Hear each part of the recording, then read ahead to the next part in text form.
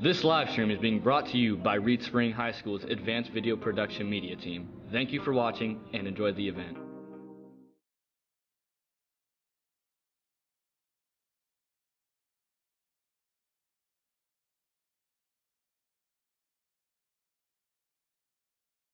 This live stream is being brought to you by Reed Spring High School's Advanced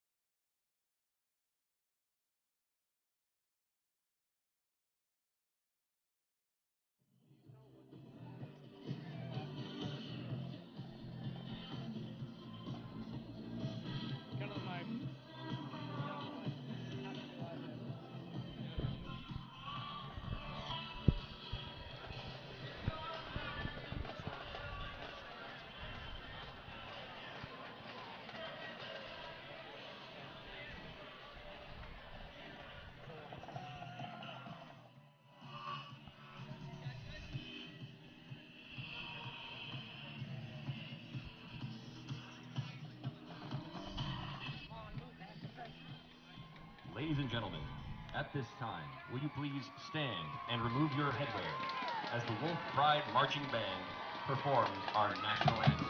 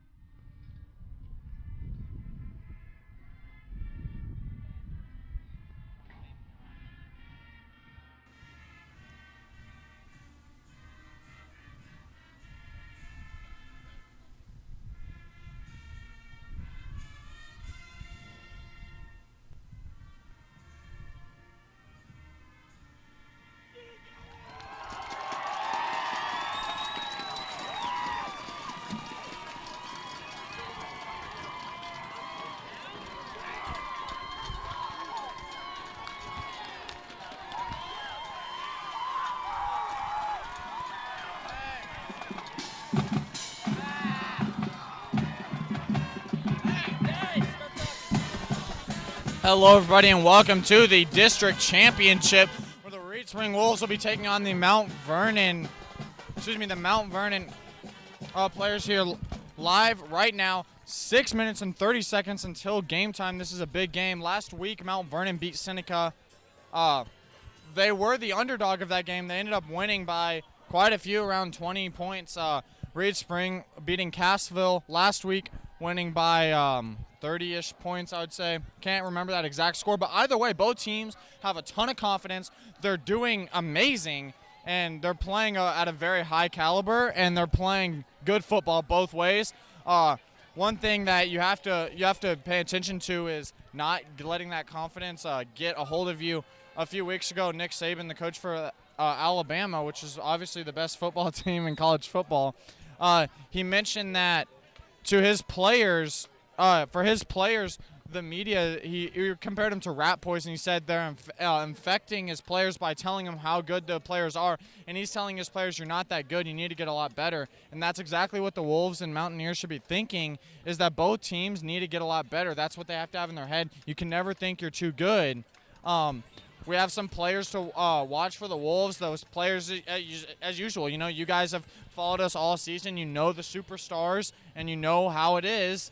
You're going to see a lot out of Kelly Newton. Kelly Newton's sitting right around 1,700. He's actually at 1,710 yards, according to him. So, obviously, you know, if you were able to break 2,000 tonight, that would be nearly breaking the record in a single game, but that would be an amazing game. And if Kelly's able to do good, that could definitely mean a win for the Wolves. You're going to need those all-star players to play at their all-star potential. What are your thoughts on the Wolves coming into this game? I think this is going to be most likely a low-scoring game, you know, considering that Mount Vernon's really known for a good defense, a solid defense, and I think Reed Spring, they're kind of the same way, honestly. You know, that defense so far this year has been very reliable. It's been consistent. It's always consistently good, yes, and they make up for stuff. While the offense is sometimes a little hit or miss, you know, if they're on, they're on. And then sometimes, you know, we see them, they can be a little off, but they'll eventually pick things up. Specifically that O-line. Most definitely. So, honestly, I think this is going to be a low-scoring game, a battle of the defenses. And last time we played Mount Vernon, we didn't have our starting quarterback. We didn't have Austin Stoggard, one of our best running backs. And not only that, I think we had around 6 turnovers that game. So really, you know, who knows who really could have won that game. You know, this is going to be an intense game. Reed Spring definitely wants to see what they can do and what they can prove out here, because they definitely want to come out and destroy Mount Vernon, because last year we lost to them in districts, not for the championship, but the first round, and then we lost to them in the regular season. So we definitely want to come out and prove ourselves right here tonight. Another thing I'd like to add is penalties, specifically on the offensive line. Nearly every game, I would say a statistic, it averages out to every game a touchdown has been called back or more. Probably like 1.5 touchdowns called back due to like a holding or block in the back or clipping or chop block. I don't care what it is, but it happens all the time for the Wolves, and that you can't have those, because that's literally giving the defense free opportunities. You know, when you get that first down and a false start happens, you're already set back. You're making it harder than it already is against a good defense like the Mountaineers. Another thing I'd like to mention is that last year the Wolves beat the Mountaineers week 1, and then they lost in the first round of districts. This year what happened is the Wolves lost week 1 to the Mountaineers, and now, you know, we're going to see who's going to win here in this district championship. The winner of this will be going on to play the winner of Eldon and Owensville to be the first game there in sectionals. That'll obviously be a huge game. You're going to see your leaders go out there right now. Number 74, Asa Baker. This is from right to left. Number 74, Asa Baker. Number 20, Kelly Newton. Number 15, Kyle Maudlin. And number 79, Austin Bradfield. You got you know, 2 defensive backs, Kelly being that superstar running back / fullback that we see all game, and he does an exceptional job. And, I mean, he's just a player that we have to watch. Talking about the weather conditions tonight, it's misty. Hard for Blake Gronville to make some passes. Hard for the Mountaineers to make some passes. The Mountaineers are really big on mixing it up, pass, run, and I think that the Wolves are too, but it is going to be hard to pass. Do you think that it being misty and nearly for sure chance of rain tonight is going to cause a problem? Well, I think it's going to cause a problem, but it's going to cause a problem for both teams. So, you know, you can't make that excuse if you lose or things start going bad for you, you know, because it's the same situations for both teams. So you can't make that an excuse. And, you know, the players have to be mentally tough, which I think Reed Spring definitely is. You know, the coaches have, you know, coached them well, and they've taught them well to be mentally tough. And we know that going in that all the starters are going to be mentally tough, and they're not going to let the weather or the other players get to them. They're going to play their best. They're going to come out here and win. And I know that a lot of players are out here wanting to win the championship, because it's been a long time for Reed Spring to win a championship. Another thing on the agenda here for this pregame, we would like to give a shout out to one of these special fans watching. Ben Mueller, the middle linebacker, number 52. His grandpa is having some medical issues. That's Mr. Hund, Mr. Rich Hund, and he is unable to come to this game. I believe he lives in St. Louis. I'm not exactly sure, but from the information I was given, that is what happened. And we hope everything is going on with him. All the players have him in their thoughts. Best wishes go out to him. Hope your guys' thoughts who are watching can go out to him. And it is unfortunate that he can't be here tonight, but obviously, he's watching, going to watch this game and cheer on his grandson, Ben. Ben's a great player. We watch Ben make extremely big tackles all the time. And when we're looking at our defense, without Ben, the defense wouldn't be, honestly, nothing like it is. Ben's able to close gaps that the offensive line opens up in the defensive line. He's able to close those gaps, read them well, and Ben's a great player for the team. He's a great addition. And last year we saw him as a sophomore. And if you know Ben, he's not a linebacker like what you'd think. He's a really humble, quiet, he's pretty quiet unless he's around his friends, but he's a quiet, humble, a great kid. I don't know, he's not like that typical jock you think of, and he's not a mean kid. So when you think about how good he is at linebacker, you would never expect him to be that way, in my opinion. So, again, best wishes out to his grandpa, and hope all you guys watching will keep him in your thoughts, keep him on your mind. Wolves looking to set to kick off here.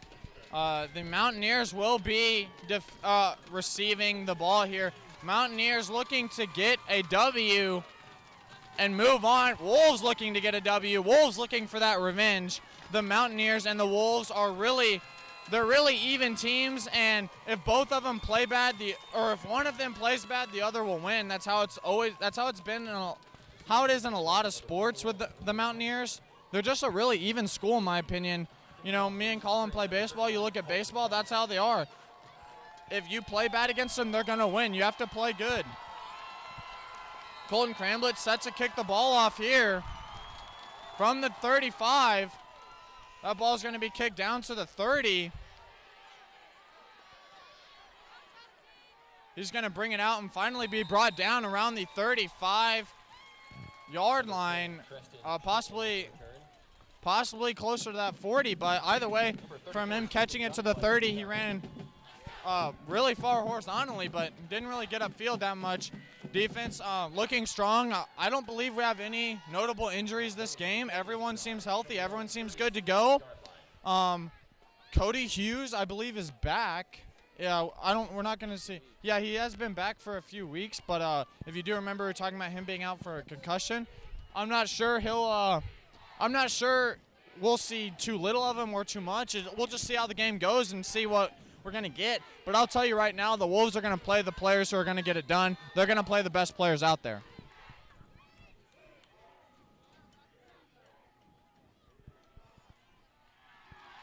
Our ball was handed off to the right side. And what we saw there was a tackle for a loss. Sammy Robinson on the run. He's going to be tackled by number 50, Cole Crutcher, and number 52, Ben Mueller. Tackle for a loss of about 3 yards. Looking at 2nd and 12, 2nd and 13.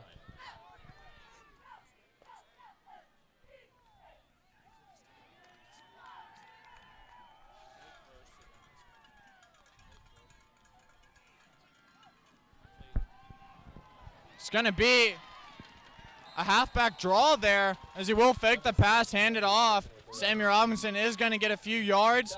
Going to make it 3rd and long still, looking like 3rd and 8. But what we do see is Mount Vernon is not afraid to pass. Maybe in the weather they're going to be a little touchy with it, but the ball doesn't seem that wet or anything.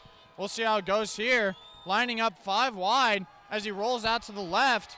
He's going to look to pass, but Austin, great job by Austin Bradfield to deflect the pass, and that's going to be 3 and out for the Mountaineers, bringing them to 4th down, 4th and 8 here as the special teams unit is going to go on. Going to see number 3, Seth Stamp, set back to return, and the Wolves offense going to look to go make something happen.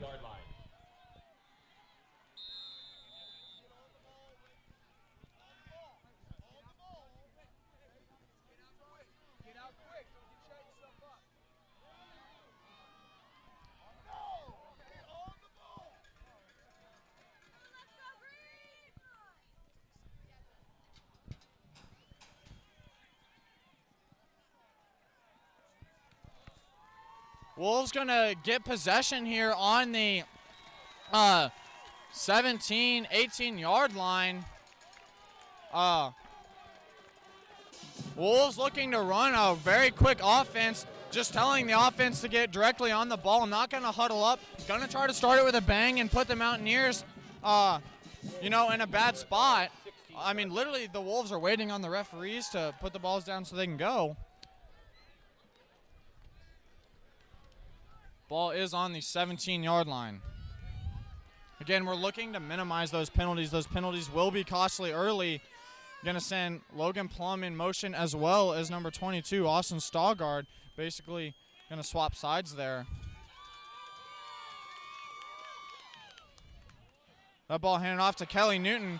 Kelly's going to be able to break out and get that first down is what it looks like. He did a good job of weaving in and out traffic and doing what he does best, and that's getting plays. Judging by the coaches'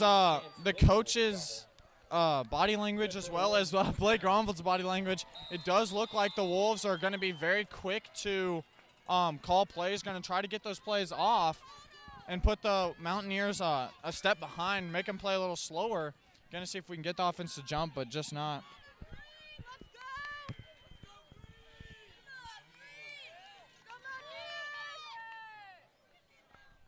Another great run there by Kelly. He's going to carry the ball out probably 7 yards or so, 6 yards. Good job by him. Going to put it at second and medium, borderline second and short. Again, coach is trying to relay that play very quickly. Wolves can get out there more and more, the better it'll be.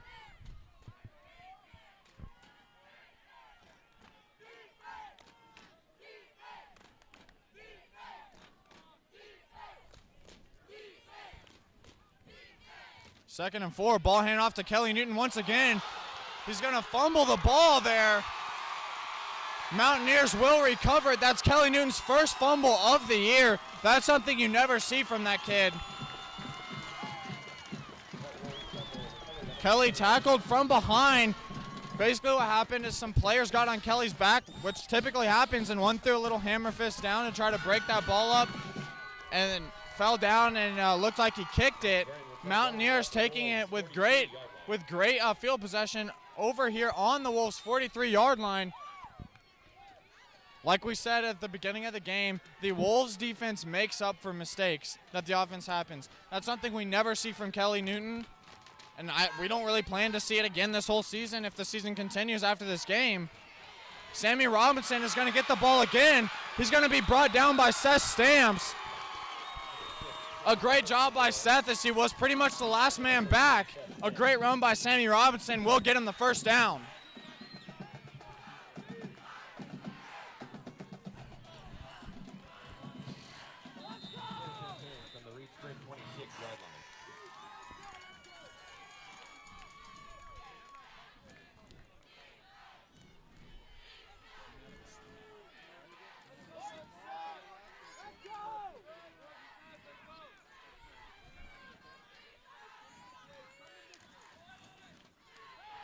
It's going to be a pass play over there to number 12.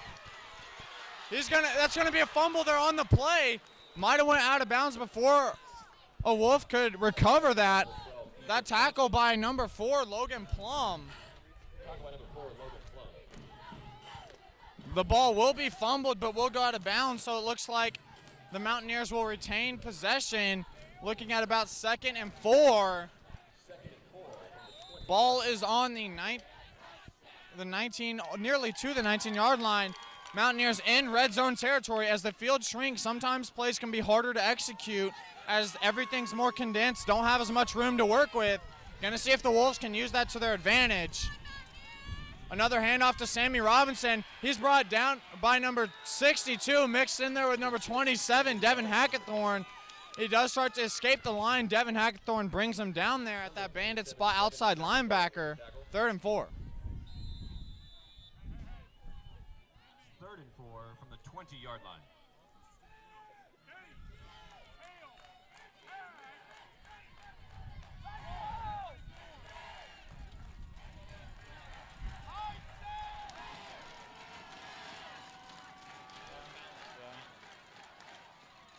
But I feel like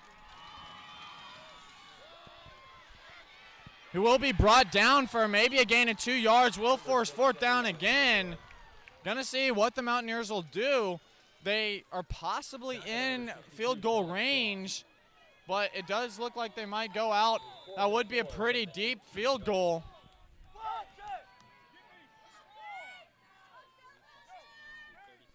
$33-yard field goal, unlikely by high school kicker here. But it does look like defense is going to stay out there, and their offense is going to stay out there. As you see, Sammy Robinson still out there, obviously already being a leader. That's going to be a timeout called by the Mountaineers. Timeout, Mount Vernon. Going to see the coaches obviously start talking to the players. You know, you're going to see, like, you have Logan Plum. He did make that tackle and force that fumble, and Logan is a key player. You see him make plays all the time. He makes those hard hits. He reads balls really well.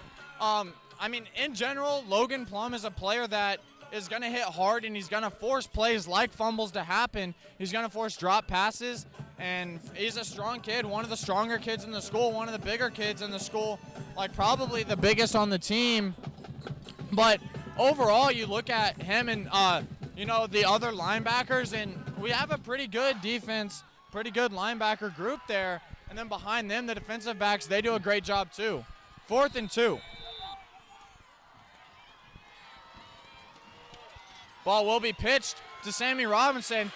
He's going to be brought down by Kyle Maudlin, and he will not get the 4th down. Flag thrown on the play after the hit. Great job by Kyle Maudlin to get out. You saw the fullback pick up the block there on Logan Plum. Kyle Maudlin was able to get out, make a tackle. And that penalty is going to be on the Mountaineers. Great job by the Wolves to stop the Mountaineers, and that we talked about a low-scoring game because the defenses are great, and we've seen great defensive plays. We've seen a forced fumble by the Mountaineers. We've seen a forced fumble by the Wolves that went out of bounds, and we have seen the Wolves stop the Mountaineers on 4th down twice. Wolves will be taking control of the ball for the 2nd time.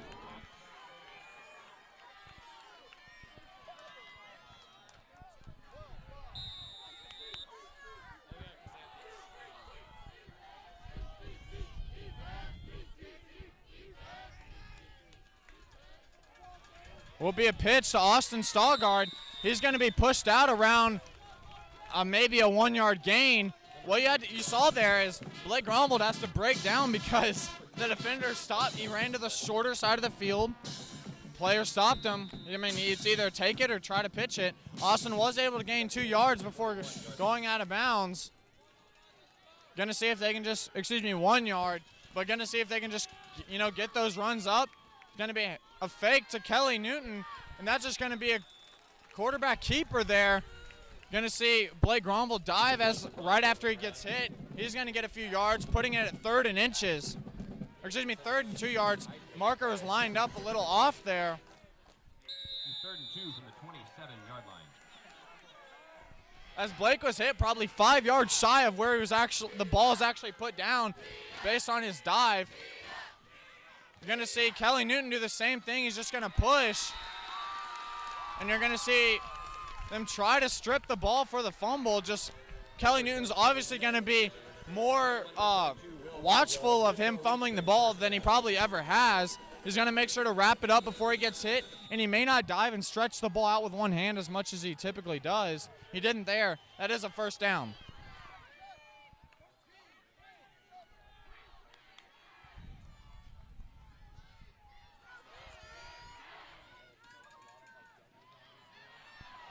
Kelly Newton going to get some more yards there. Looks like he slipped and brought down by slipping. It is a really misty game. That ball gets a little slippery. Players are a little slippery, but the turf, when turf is wet, whether you have cleats or not, in general, it's slippery. Right now it's wet. Mine and my brother's shoes are slippery. It is a little hard. He does get a pretty good gain of 6. We'll be handing off to him again.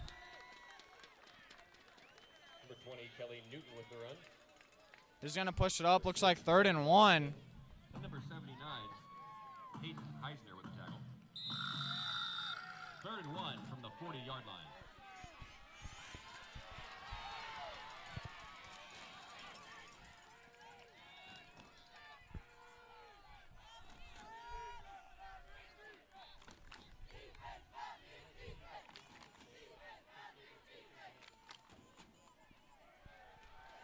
Another great run. You see the O-line doing a great job of opening up these holes. Kelly Newton may not be getting those breakaway runs, but he's averaging enough yards per play to get the first down. And as you can see, that's exactly what he's doing. The O-line is opening up a hole, leaving the blocks, and pushing him forward and doing a great job at that. O-line needs to be on point this game if the Wolves want to win. Matter of fact, everything needs to be on point. That is another play by Kelly Newton. He's going to make a juke and then be hit in the leg and tripped up there. That is the start to him getting those breakaway runs. You know, after that fumble, there's two ways a player can react, and that's he can be scared to get the ball and worried about fumbling, or he can play the same as he does. And right now it looks like Kelly is playing that same way. 5 minutes left in the first.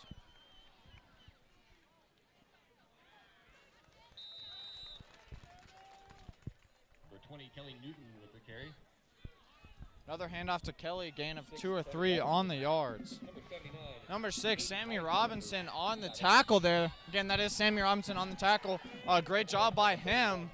You're going to see a lot of Sammy Robinson for the Mountaineers on offense and defense.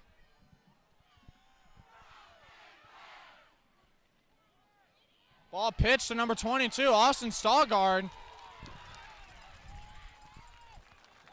Cuts to the inside hole there, tackled by what looks like maybe the outside linebacker, defensive end, or O-lineman, 79 on the tackle, 3rd and 3. From the 26-yard line.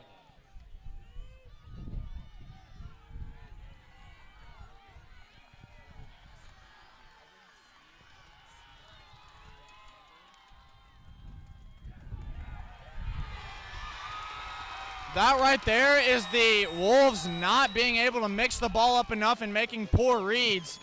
The linebacker guessed the play, realized it's 3rd and 3. Who are they going to hand the ball to? Number 20, Kelly Newton, who's been getting all the first downs. And right there, jumped the snap. Basically, he tackled both Blake and Kelly Newton because he was tackled right at handoff. Wolves going to stay out there because they are on the Mountaineers 28. Will be a pass play.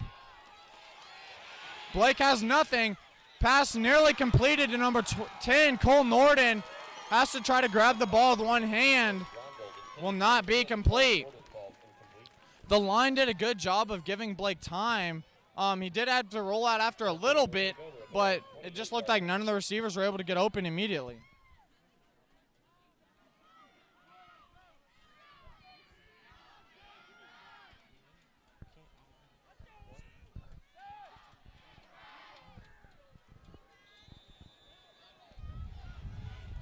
Wolves defense coming back out. Mountaineers with a 3 and out the first drive, and then after that they got a first down and then went 3 and out. Gonna see what they have in the bag here. Will be a handoff to Sammy Robinson, turned into a fumble. Will be a loss of a few on the mishap.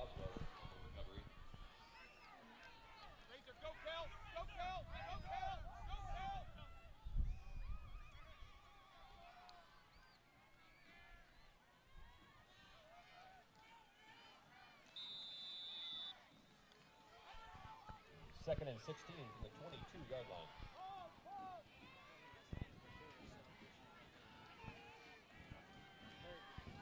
Reed Spring removes one of their defensive linemen to add another defensive back to stop the pass. They're definitely thinking for a pass right here, which right here we're going to take a QB run right up the middle. He's not going to really get a solid gain, not what he needs. It's going to be around 3rd and 13, only around a 2-yard gain. But we see right there, we see Reed Spring remove Asa Baker in order to add Kelly Newton to have 2 safeties, 2 cornerbacks. So then you have more defensive backs to stop the pass, so you have a guaranteed no first down. Well, I mean, I'm pretty sure, like you were saying, Duke had the more defensive backs, 3rd and 13, swap there into Razor, and you see Kelly and Seth back, those last guys. That pass is going to be intended for number 15, Chance Fenton. who read the route a little wrong or missed pass. It looks like he was cutting farther over in the field and the pass was there. He just was not able to get just not dialed up, but I mean, he had our defensive back Cole Norton beat by a lot. I believe what was supposed to happen there is Seth Stamps has to come back and take that position. That's the farthest receiver there. You know what I mean? Like, the safety needs to pick up that farthest, deepest receiver typically. Correct me if I'm wrong. It matters what zone he's running. We see a bad snap right there, so then that leads to a bad punt. But that bad punt's going to roll all the way out to the 30-yard line, 29-yard line. But as I was saying, well, you see Seth might not be coming back. His zone might not be behind him. It might be in front of him. He might be covering people that might be running a slant route or something like that, stopping people from running that kind of route. That might be his job. You know, we don't know what his for sure zone was right there, so you can't really for sure say it was anyone's fault. Nothing bad happened, you know. Technically speaking, Cole played fantastic defense because the receiver didn't catch the ball, and that's all that matters. Very true. I mean, scary play. Could have been missed snap there. Mountaineers do recover. That's the second fumble on the Wolves. Fumbled snap there. Wolves going to have to figure this out because they're making too many offensive mistakes to win a ball game.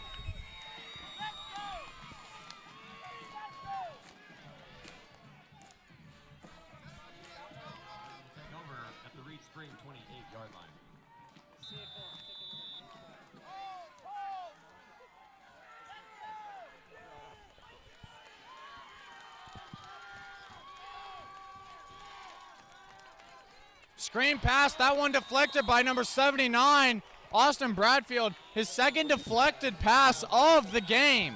A great job by him. We see him and Cole Crutcher and Colin Cross in adding a lot of pressure to the quarterback when they're passing. That's usually who you see in there. What we just did is we swapped a lineman, Asa Baker, out for Kelly Newton to drop back. Gonna see all the defensive backs lined up about the same distance. Will be a pass to number 5, Chance Fenton. Incomplete pass as he was hit pretty hard by number 3, Seth Stamps. Again, the pass was intended and hit the hands of number 15, Chance Fenton.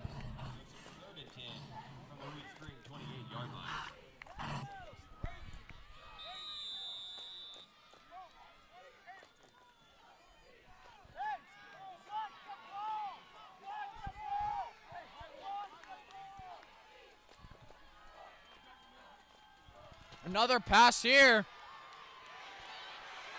Devin Hackathorn going to look to make the tackle. Going to be tackled there by number 15, Kyle Maudlin, number 1, tackled. Not going to be able to make a play there. Not going to be able to make the play again. That will result in a 4th down. 4th and 3 from the Reed Spring 20-yard line.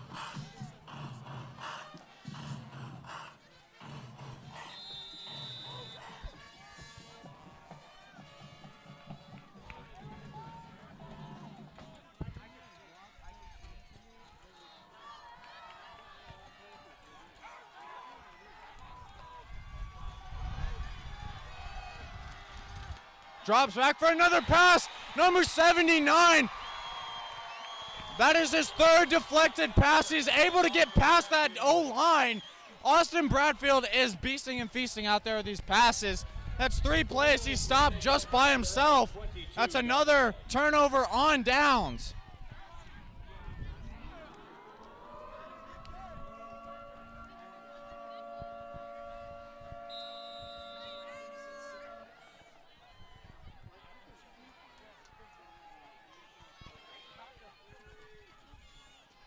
Ball faked there to Kelly Newton. Handed off to Austin Stallgard. He's going to get a small gain there. And slowly but surely, the game is starting to get more and more heated between the players. Watch for some late shoves. Again, those penalties going to have to matter. You do see the emotion in the players and the celebrations after tackles. a lot higher and, coming more often. And you also see that safety back there, number 20, trying to shoot the gap at the handoff for Kelly Newton as Austin went in motion to fake him. You're going to see right there, he's going to try to shoot that gap. Kelly actually spins him off, and then it looks like he's going to be brought down, but past the first down marker. Again, you can watch on the play, especially when Austin goes in motion. Not only is that going to try to get an offsides or an encroachment, but you can also watch that linebacker and that safety try to time and shoot a gap, which they did successfully one time on third down and in the red zone. But Wolves obviously going to try to avoid that, and you can see it happen a lot. You got to be able to read it. Right there on that play is going to be a flag there. What you saw, not sure if you saw it, but number 22, the outside linebacker, shows everyone a hole that he thinks is going to be hit. Kelly Newton hits that hole, tackles him. Kelly Newton doesn't have the ball.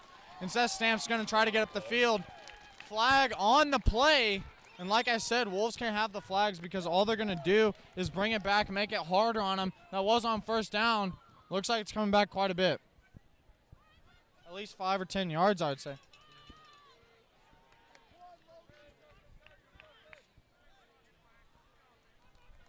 Illegal block in the back on the offense.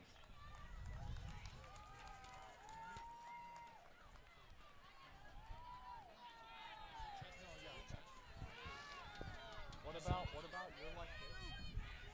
You're running, and I come like this? No, that's fine. Okay. Tracks the guy down from across the field. First and 26. Penalty happened behind the yards there. Kelly Newton going to try to make the best of the situation. He's going to get up quite a few yards, but obviously not even to second and 10 yet. Again, that penalty was a block in the back, and it happened you take those yards from where the penalty happens, not from where the ball is. That is the end of the first quarter. Does wrap it up there as you bring second down. So when we look back at that quarter, we see a few issues. Offense making mistakes, fumbled twice, both of those resulting in a turnover. Defense making good plays, though. Like you said, low scoring, 0-0, 12 minutes left, and both teams' defense are doing great. Both teams' offenses are, they're in my most unbiased opinion, I think the Wolves are getting more yards on offense. They have a better possession time. Their offense is doing better, but they've resulted in 2 fumbles, and they did go, they turned it over on downs. What do you have to say about that? This is looking a lot like the last time we played Mount Vernon, except for our defense is doing a lot better. Offense is the same, though. Exactly, and that's something that the coaches definitely, pointed out is hold on to the ball, and sometimes it's just going to happen because it's slippery. It happens in, NFL, it happens in college. It's going to happen no matter what level you're playing on. It just happens, People make mistakes, but it's whatever team can cut down on who makes the most amount of mistakes. So it's Reed Spring's job to make less mistakes than Mount Vernon, because if they can do that, then, it's going to set them up for success. And I'm thinking, so far going by this game, we're definitely going to be seeing, the only touchdown might be from defense on it. So it might be a picked up fumble, or it might be an interception. We see Seth Stamps with a run right there, not going to be very big. It's going to be around 3rd and 17 on the play. That penalty block in the back is really hurting us. There's no excuse for doing that. It's such a bad penalty to have because it's risky, for both sides, and it's you don't gain anything. You don't gain anything. It's unintelligent. See, Blake Gromle's going to roll out. He's going to act like he's going to pass. Has nowhere to pass it to. Great defense by Mount Vernon, be able to cover all of our receivers. Blake had nowhere to go to, so he tried rolling out. He tried giving our receivers more time, but he couldn't get any more time, so he had to take it himself, and he got hit from behind. So it looks like Reed Spring's going to have to punt it. What you did see there was Blake almost had a chance to kind of make a play, get out in the open, with all the blockers he had to the close side of the field. Was going to see what he could do, but just again, tackle from behind. Fair catch signaled. Very, very, very scary as Kelly almost, or excuse me, number 10, Cole Norton, almost gets a touch on him, and he comes up a little short. He was almost laying on the ground as he caught it. Mount Vernon will start. First and 10 on their own 39.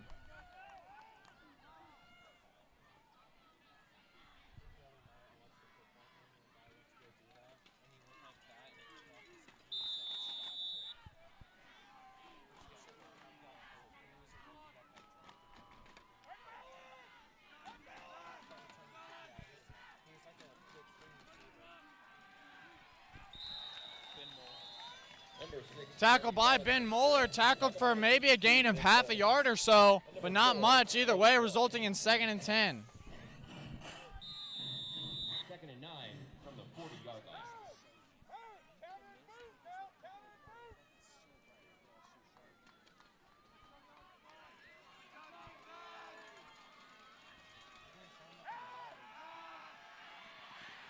Austin Bradfield with a sack of about 20 yards.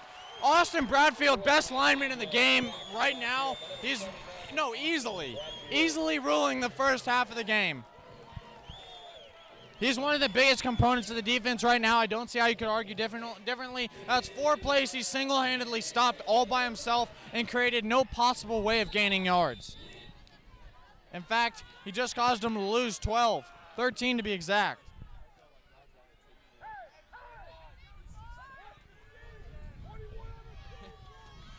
Defense owes a lot to Austin Bradfield. Needs to make sure they're all playing to his ability, playing up to him, because he nearly deflects another one, but Dakota Romsberg intercepts it, and like Colin said, the touchdown of the game is going to be a defensive touchdown, a pick 6. I would go ahead and stretch to say that if it weren't for Austin Bradfield's pressure, the pass may not have been made in force, and Dakota Romsberg was there. Dakota's a linebacker who we don't call his name as much as, he probably deserves. But right there, that could be the only touchdown of a district championship, and Dakota Romsberg capitalized on the mistake of Ty Boswell. Nothing but excellence on that play right there. Going to see this point after attempt attempted by your freshman Colton Cramblett. Great job by Dakota Romsberg being able to sit back. He reads that it's a screen pass, so he sits back. Flag on the play.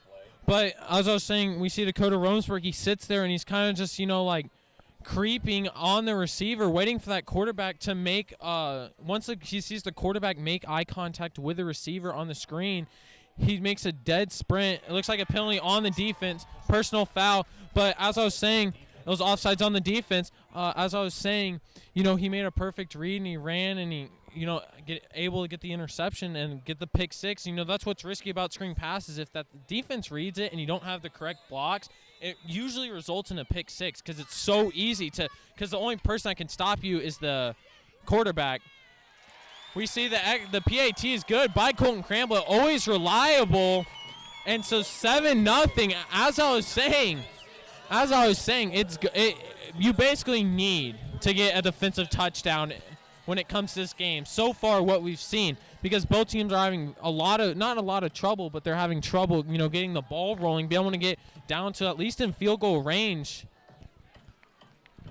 Dakota also he's been waiting for that senior moment, that memorable play of the year, and I would say right there, that could possibly be it unless he tops that this game, but he's usually a good defender, makes tackles and hits holes. It's just he hasn't made a pickoff or anything that's been like, wow, everyone look at Dakota, but right there he did a really good job and showcased what he can do very well. Dakota's a pretty strong kid, a pretty big kid, and did a great job. Your score 7-0 with 9 minutes and 20 seconds left here in the first half.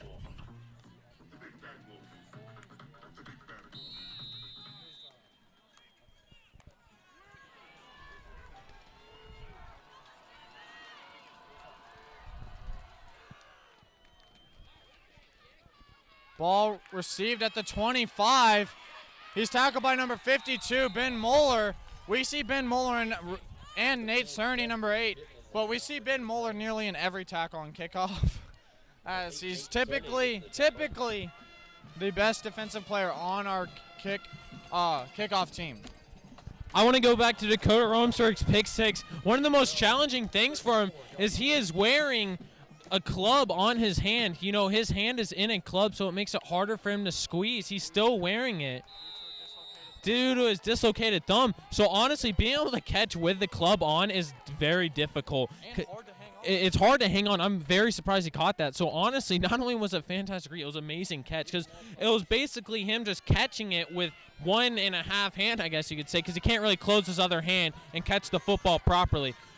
We're going to see the fake to number 19, but he's going to hand it off to the running back, who's going to be able to get a huge gain right there. Not huge, but a solid enough gain to be able to move the chains, or almost move the chains. Another thing is, the usually dislocated thumbs, you would not have to wear a club for weeks on weeks after, but he tore some ligaments within that, and those ligaments being weak and partially torn just cause a easier dislocation again, so he needs to wait for those to heal before he can play without that, likely the rest of the season. But 2nd and 4, Sammy Robinson does a great job. Ty Boswell senses pressure. He'll be roaming out, keeping it. He's going to be tackled by number 20, looks like number 3. Looks like Kelly, Seth, Cole Norton, Kyle Modlin, all in that, initially hit by Devin Hackathorn, just not brought down.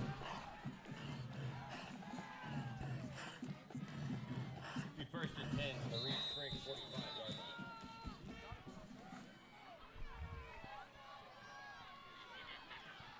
Does move the chains.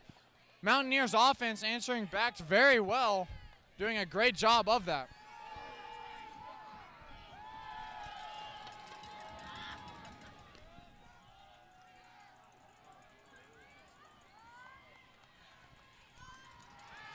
Play action pass, sense pressure by Dakota Romsberg.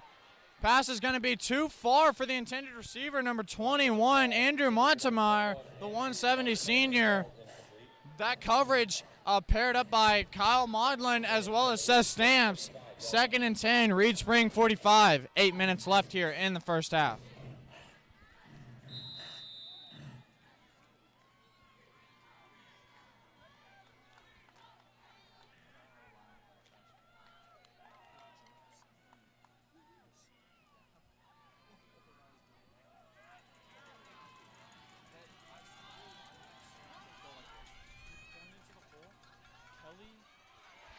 Sammy Robinson going to break out into the open there. He's going to score a touchdown. The Wolves can't bring that kid down. Touchdown, Mountaineers. Sammy Robinson is the Mountaineers' Kelly Newton. That kid breaks tackles. He's a big kid, and he got right through. Did a great job there. Puts your Mountaineers down by 1, 6-7. Point after attempt will be in the making here. I mean, Sammy hit the gap, made a good play, and no matter how many Wolves tried to tackle him, they couldn't.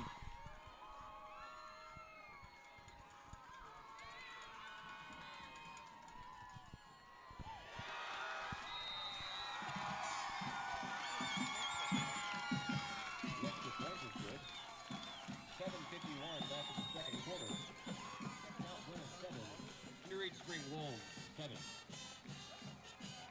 7-7, 7:50 left here in the first half of your district championship. Reed Spring Wolves, Mount Vernon Mountaineers.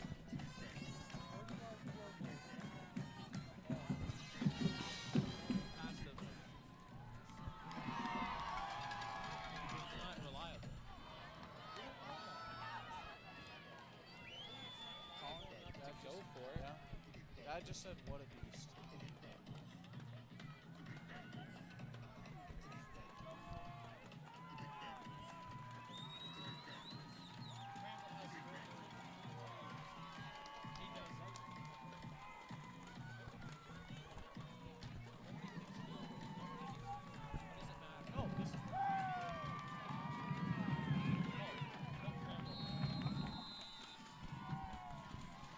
No, clearly that kid's done.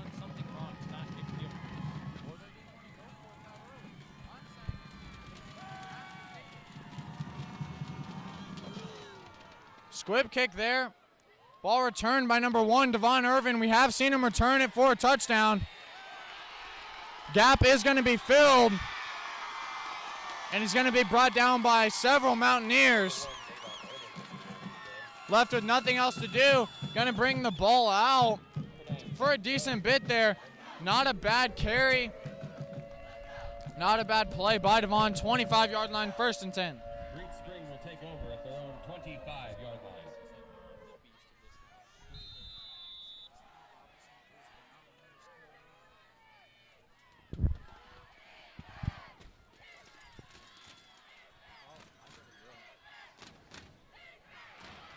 Kelly Newton, a great block by Cole Norton. Kelly Newton going to do what he does. Cut back in between. Breakaway run brings it out to the Mountaineers 43-yard line. My brother Colin just literally called it seconds before that play. Said Kelly Newton's going to go off. Has to compete with Sammy Robinson and his running capabilities. And you see right there, Kelly Newton gets the big gain the Wolves have been waiting for. Wolves offense has some momentum after that play. Wolves answer back without a problem. Onto the opponent's side of the field. Everything going right for them right now. Gonna see what else they can do. Gonna drop back for a pass. Blake Gronville with no options. O-line doing a great job. And he's gonna have to try to gain some yards. Gains about 3 on the play. You gotta tip your cap to the O-line to give him that much time. He had probably 10 seconds more than he should have, 5 seconds more than he should have. He is able to get some yards. Averages about 2 to 3 yards on that play. You need to average 3 yards a play to be a successful offense. I think, that's a good number.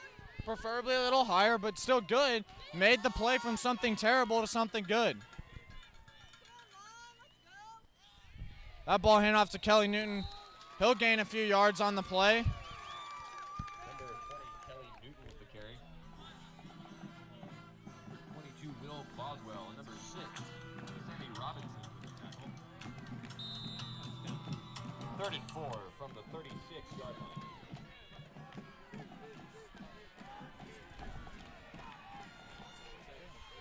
Third and 4 here. And Kelly Newton's going to do first down and some. You hear the whistles blowing probably 3 seconds before he finally gets tackled and let down. Going to move the chains. Another thing I'd like to mention is props on props to the Mountaineers' pass defense. They've locked up the receivers multiple times this game, and they're doing a great job of that, and it's causing the pass plays for the Wolves not to work and forcing them to only be able to work on that offensive or that running spectrum. Does cause some problems. Kelly Newton tackled for a loss. Again, like I said, they're not able to mix it up enough. Simply what's happening is linebackers shooting the gap they think it's going to be. They shot right, loss of yards.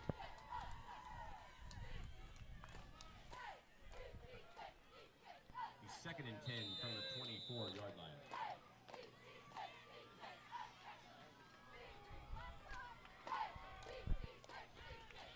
Going to be a little bit more than 2nd and 10.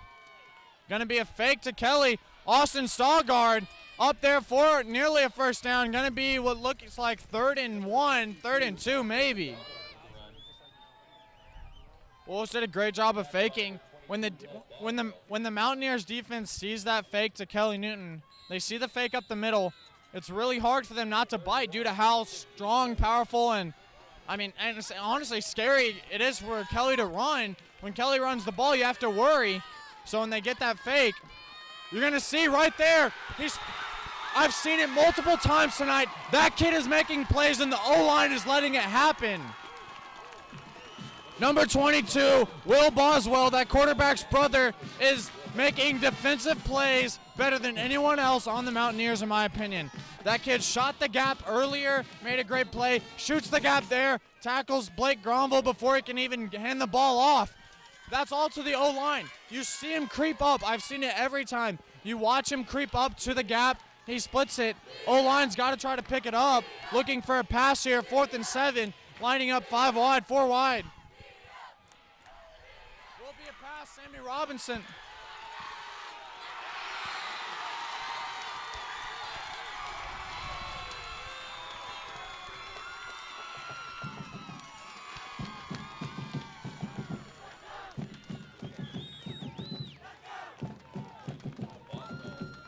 Sammy Robinson forces great pressure.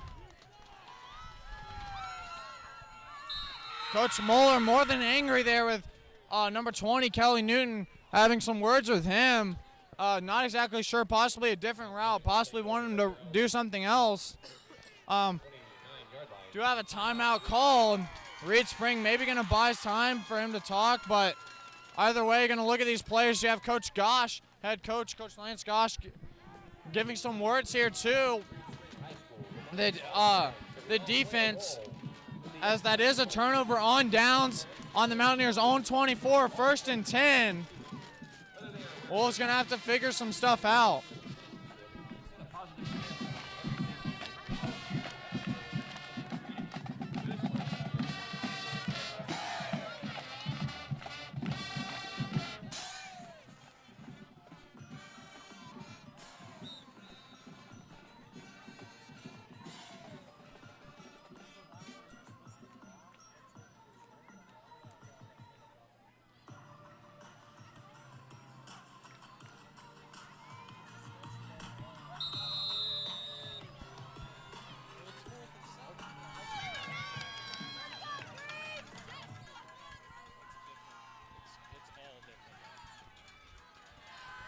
Screen pass there to number 21. He's going to be brought down there by Logan Plum. Tackled for a small gain of 3 yards. Mountaineer. Tackle by number 4, Logan Plum.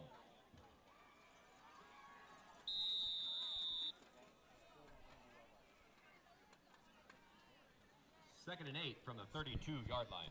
You can't coach everything. Maybe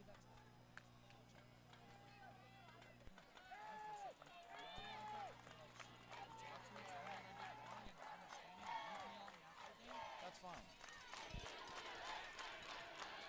Sammy Robinson breaks out into the open, but tackled by number 52, Ben Mueller. That kid's a stud.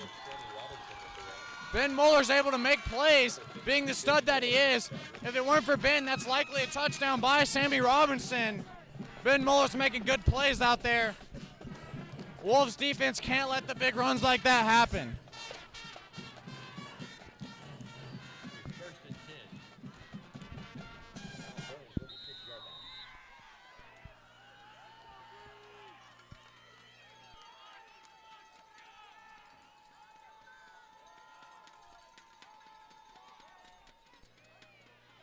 Sammy Robinson with the carry again. He's brought down by number 4, Logan Plum, who detaches from the block, makes a tackle.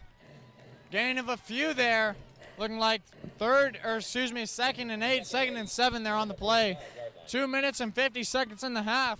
Wolves' best option is to either force the turnover on downs now or run him out of time.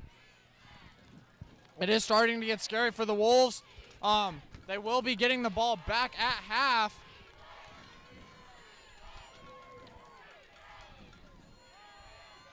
Hand it off to number 21.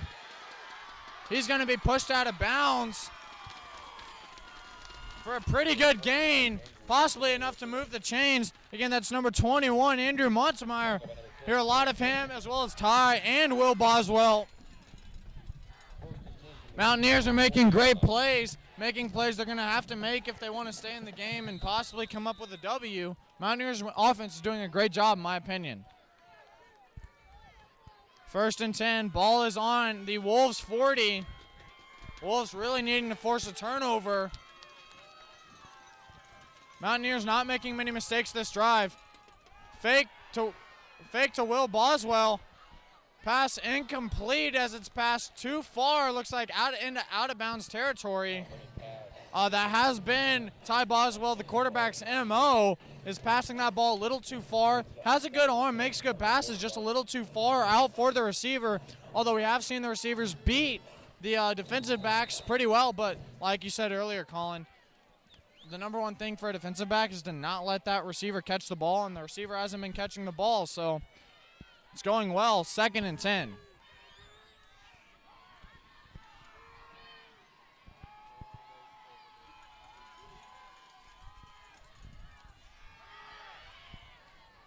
That pass going to be too far behind the intended receiver. 22, Will Boswell, brother-to-brother pass there.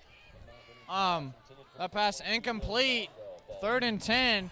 That pass coverage by Kyle Maudlin. Again, looked like maybe he was supposed to run a hitch route, or maybe he did run a hitch route and he just wasn't turned around yet. Either way, looks like it may be a miscommunication there. 2 minutes, 20 seconds left here in the first half. 3rd and 10. I'm going to see a handoff to Sammy Robinson, brought down by number 24, Dakota Romsberg. 50, Cole Crutcher. Number 6, Sammy Robinson. And number 52, Ben Mueller. That does force the 4th down. 4th and 10. 4th and 10 from the 40-yard line.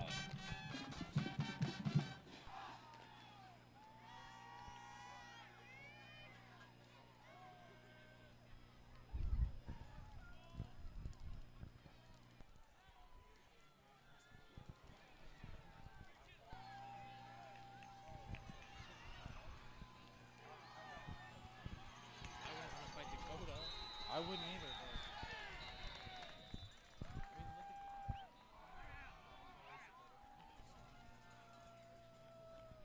Timeout taken by the Mountaineers with 1 timeout left and 1 minute and 30 seconds left here in the first half. If the Mountaineers do convert, they're gonna have 1 timeout. Obviously, they can spike the ball, but it will be a quick set of plays there for the Mountaineers. Wolves obviously working to not let that happen, as it will be a scary situation if the Mountaineers get into that red zone territory, as the offense has been pretty well except for those 3 plays. Wolves, on the other hand, if they get the ball back, need to try to score in 1 minute and 36 seconds and then get that ball back at halftime. That would be great for the Wolves. Halftime is a reset point. You know, this game is essentially 0-0 right now, and halftime's a chance for one team to come out hotter than the other.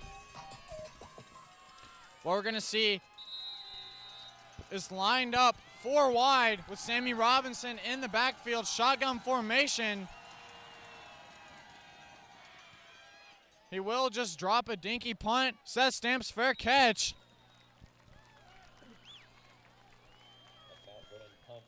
Just tried to fake it. It was a good job by Seth Stamps to adapt to the play and, you know, make a good job. And it was a good punt by number 1, Ty Boswell, to not kick it too far. He puts the Wolves on their own 15-yard line, and with 1.5 minutes to go, they're going to need breakaway runs. 2 timeouts left, 1 minute and 30. Going to have to be a quick drive for the Wolves if they want to score.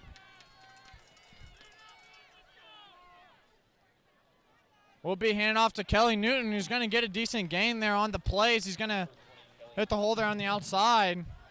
Looks like a gain of 5-6 yards. Going to bring up 2nd and 4. 2nd and 4 from the 22-yard line. A ball capped by Blake Gronvold. Key blocks there by Kelly Newton. Blake Gronvold's going to do a good job of getting the clock to stop by running out of bounds. He's going to get a lot of yards there on the play, get the chains moving. Looks like about a 15-yard gain on that play. Ball's located here on the 37-yard line, 1st and 10. 1 minute and 3 seconds left here in the first half.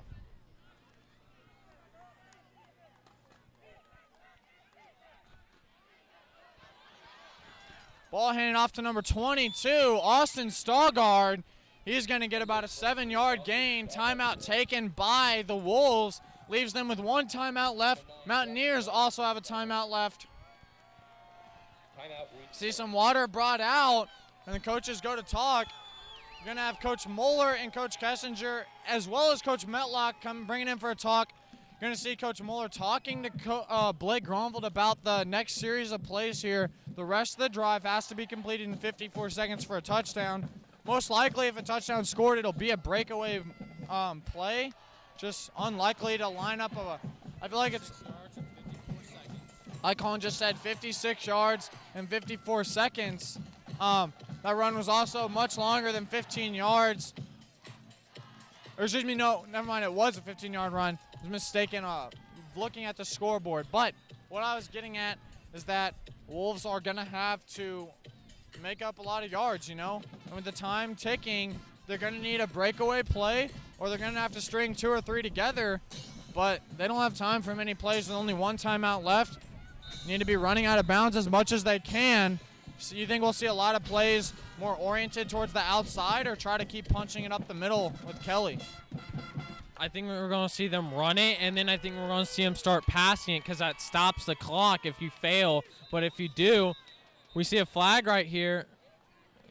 See Asa Baker and Austin Bradfield on the ground.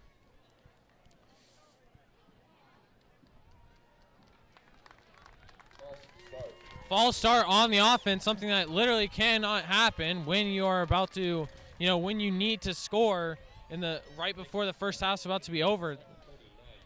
I mean, it is only 2nd and 8, but still, that's 5 yards you just lost. Now you have to get more yards in a shorter amount of time. I mean, it's really not worth it.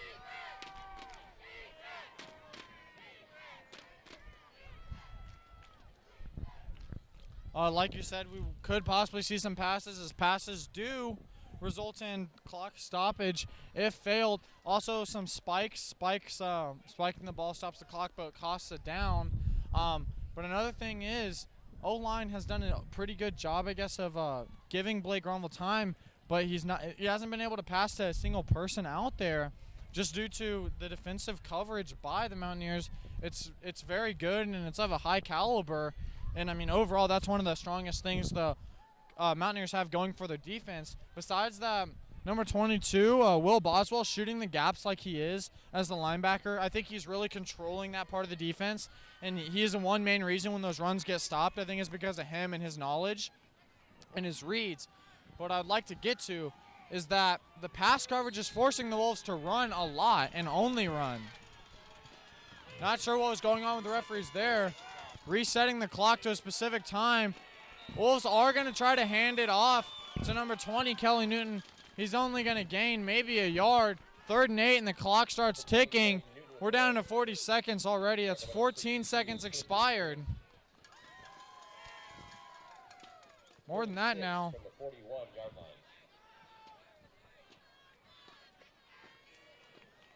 25 seconds.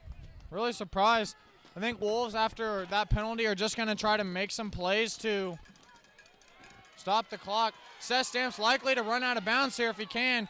He will be tackled and thrown out of bounds. Stops the clock at 14 seconds. Wolves might get 2 plays off, but that got 4th down. Just going to bring out the special teams. Mountaineers do have a timeout. Likely we'll see maybe a fair catch or return to the out of bounds and then a play and a timeout if they can get that. Number 21, Andrew Montsemeyer, lined up to return. Kyle Maudlin set to kick.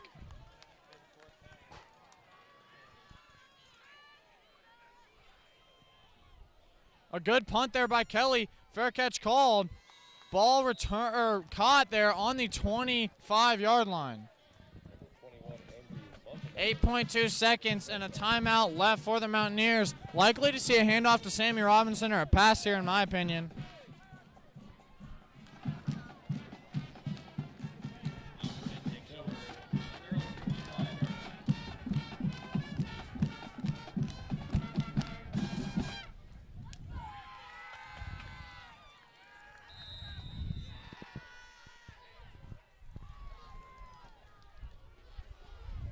First and 10, ball on the 25. Handoff to Sammy Robinson. 3 seconds left. No timeout called. That'll be the end of the first half. Your score at the end of the half, 7-7. Reed Spring Wolves looking good offensively, defensively. They did have a fumble first drive. Had another fumble, I believe the third-ish drive, 3rd or 4th. Both those resulting in a turnover, and that's been costly. Mountaineers' defense has been great. Wolves' defense has been great. Wolves' offense has been good. When we saw the first quarter, I said it was better than the Mountaineers. And at the time it was, but now I can't say that. Sammy Robinson was able to answer back, made a good play. But personally, I just think that the Mountaineers are putting stuff together and they're making good plays. I think their offense is meeting the requirements. I think both teams are evenly matched right now. Most definitely, 100% agree with that. You know, I think both teams have something to work on. You know, Mountaineers probably want the passing game to be a little bit better. Same with Reed Spring. They want their passing game to be a little better. You know, Reed Spring's going to have to figure out that defense, you know, like their defense on Sammy Robinson. That definitely cannot happen. But one thing that the offense needs to figure out for Reed Spring is they need to stop number 22 because he's clear as day just standing right in the hole. Like, you have to pick that up, and you have to tell your quarterback and call an audible. It's your job to, you know, as a lineman, yeah, you might not be the captain of the offense, but yeah, it's it's your job. And so you have to do that. And so, you know, you know, a lot of things need to be fixed right here. But I think it was both solid sides by both teams. You know, no one's really showing that they're 100% better. I think so far it's been very even. Again, we have that flat score of 7-7. You know, pretty much a 0-0 ball game. This is a time for both teams to reset. One team could come out better than the other. For you Wolf fans, let's hope that is the Wolves. Gonna need to figure this out. Both teams gonna have to come out strong and compete. Enjoy the Wolf Pride Band and the cheerleaders put on a show for you here. Also some student-led, directed, produced commercials.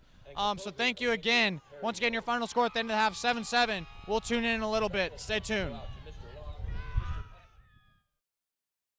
AutoGo was opened in 2001 by two guys that were looking for a better way to provide auto care to the area. Some of the things offered at AutoGo that set them apart from the competition include free loaner cars, a full courtesy inspection on every vehicle that comes in, and high-quality customer service. Come to AutoGo for the best auto care around.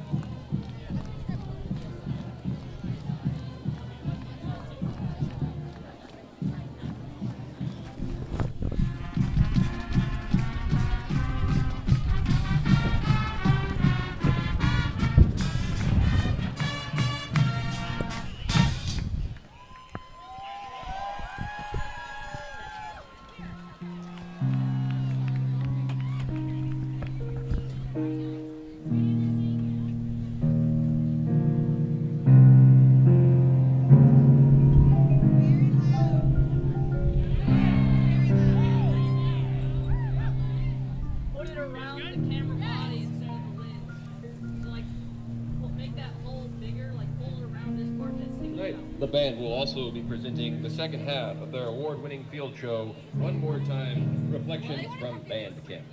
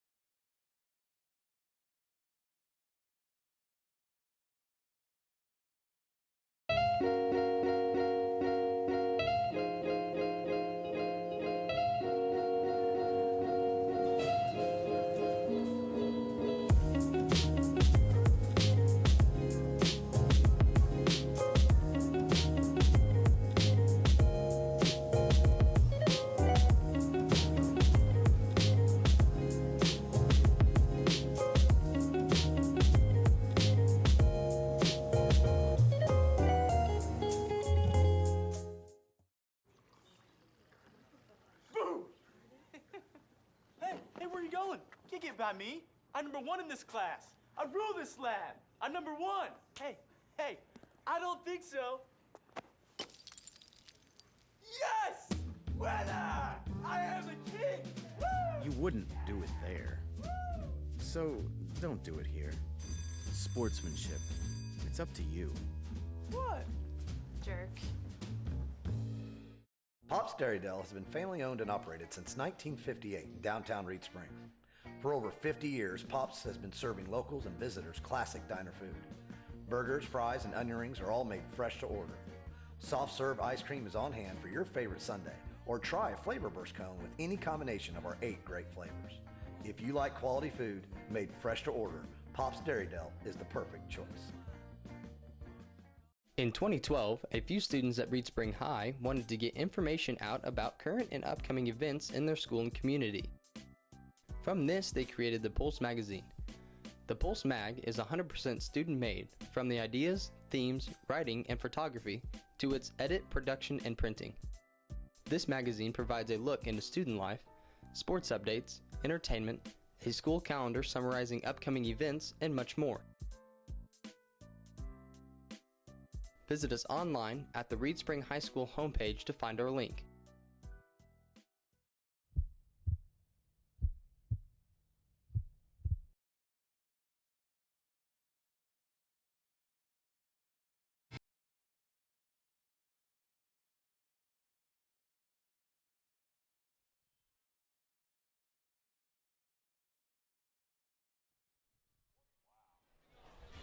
For more than 10 years. Delicious fajitas, the special de la casa, fresh guacamole, with a one-of-a-kind cheese. With a name like Tequila's Mexican. Welcome back, Wolf fans. We are ending the halftime show has ended. We're coming back here, winding it down. Halftime nearly over. Again, your score at the end of the first half, 7-7. It's an even game right now. And I think what the biggest issue for both teams is how are they going to come out? Both teams have the option of coming out weak, coming out strong. And, I think both of them are going to come out strong. It would disappoint me either way if either team came out a little weak. This is a district championship. Seniors' last game, if they lose, that's what it is to those seniors. They're just fighting to play one more game, get it on to that next game. I can't remember if I mentioned this at the beginning of the game, but in the past 5 years, Wolves have been to a district championship 3 times, and the last time we won a district championship was in the early to mid-'90s. So it has been a second since we've won a district championship. We've been to plenty, but when we play that Big 8 conference, most of those teams are stronger, better, quicker, faster, and that's what we tend to see a lot. We are in the COC, but we'll be moving to the Big 8. Causing it to have 2 different sides, the east and the west side, or one side of the Big 8, other side of the Big 8. That will be in effect next year. But for the most part, we will still be playing COC teams as they're all essentially moving to that Big 8 conference. Go ahead and give you guys that bit of information. Again, the winner of this game, the district championship, will be going on to sectionals, and they will be playing the winner of Eldon versus Owensville. Not sure how that game is going right now, but that is a big game.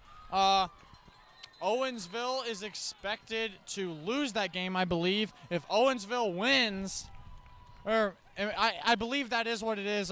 If Eldon wins, I believe we'll be playing here at home, but it could be the other way around.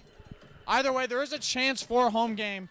If the Wolves win, it will be based on, who wins that game to see who hosts the game. 25 seconds left here. I believe more time will be added onto the clock, but I'm not exactly sure. Colin, what do you have to say about the game? What do you have to say looking forward to this? Before that, I do think the Wolves are going to need to figure out how to pass. Not figure out how, but figure out how to make some passes work. Mount Vernon's pass coverage has been great. Anyway, go ahead and give your opinion. What do you have to say? I think what probably is going to go down, or what's going to happen, is I think we're going to see a lot more different plays, a different use of them. I think with that break inside the locker room, it allows the coaches sit down with the players and go over some new plays and go over what plays failed, why they failed, how how to fix and how to recognize, how to recognize one of the linebackers, just sitting at that hole. You got to recognize that. And while it might seem obvious while you're on the sideline, it's not obvious when you're on the field. If you're a lineman, you're focused more on when do I got to start blocking, when the snap is. And, you're focused on your guy only. You're not really focused on anyone else. It's also the quarterback's job, but he's more focused on reading the safeties. That's his job, read the safeties. He's got to read the defensive backs. It's so hard for, to pick that up, but, you just got to work as a team a little bit more. I think our defense has been doing really good. We got to stop Sammy Robinson.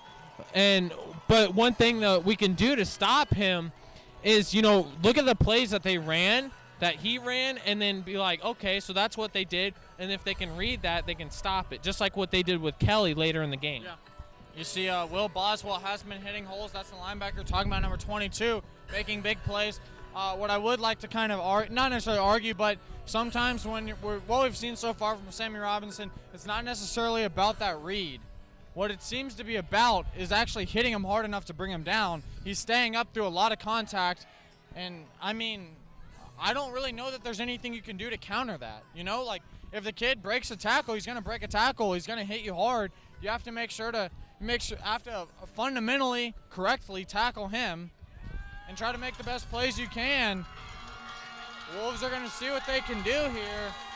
As you hear the Mount Vernon student section going wild, Wolves will be receiving the kickoff. A minute left here on the clock. Going to see what they can do. Again, Wolves are receiving. Still a misty night. No rain yet. Hoping to keep it that way, but it looks like it is 56 degrees outside, although it feels much colder with the wind. Going to get into the game here. What we have looks like number 3, Seth Stamps, and number 20, Kelly Newton, set to return.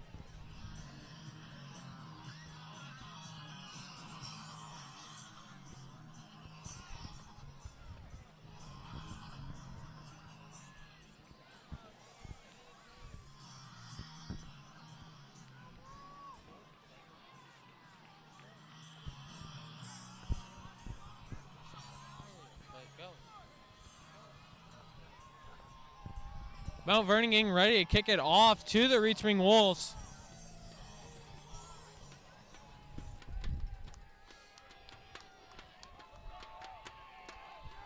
Big advantage for the Wolves being able to receive right here starting the second half, because it allows them, if they come out with a bang, it can put Mount Vernon down and they can get up, and it'll allow, the starting possession can dictate how the rest of the game goes.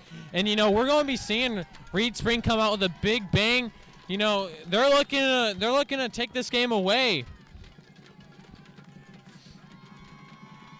19 for Mount Vernon, getting ready to kick it off.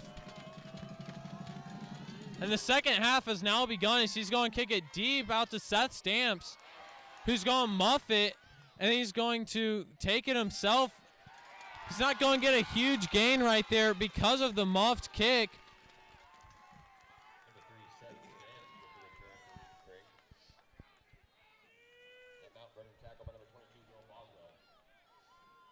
Seth's only going to be able to get it out to the 11-yard line. Spring will begin this drive from their own 11-yard line. Definitely not the field position that you want to be at when you're starting offense. This is somewhere you can't make mistakes. You can't fumble it, because then you just give Mount Vernon the ball, and they're going to be extremely close to the end zone. So it's Reed Spring's job to not make mistakes. We see Kelly Newton get the handoff, and he's going to get a solid gain right there. Good job. Be able to hit the hole hard and keep going. It's going to be enough for a first down. Right there, as I said, Reed Spring, they have to come out and they have to prove themselves. They have to get the chains moving. They have to, get the ball rolling and start the second half, because it's going to be hard later in this game to get the ball rolling. So why not just get it started now? We see another handoff up the middle to Kelly Newton. He gets, once again, a solid gain. 5 yards right there. 2nd and 5 for the Wolves. It looks like so far their run game's working. We'll see if Mount Vernon will eventually be able to stop Kelly Newton as they did later in the first half. So we'll be able to see if Mount Vernon's going to be able to adapt to all this Kelly Newton, but that will allow us to run the triple option, fake it to Kelly, and then run the pitch with Blake and Austin. We see another handoff up the middle. Seth Stamps with a run. He's going to get a solid 3 yards. It's going to be 3rd and 2.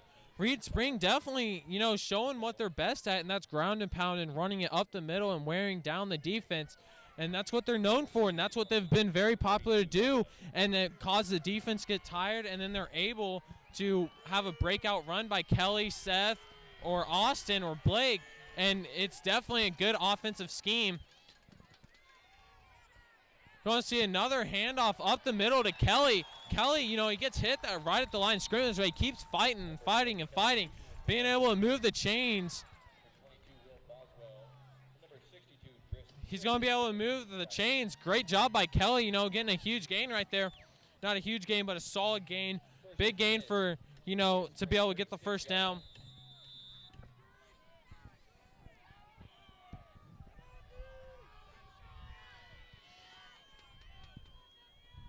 Blake's going to fake the handoff, and he's going to take it himself, and he's going to pitch it out to Austin, who just runs out of bounds but gets a good gain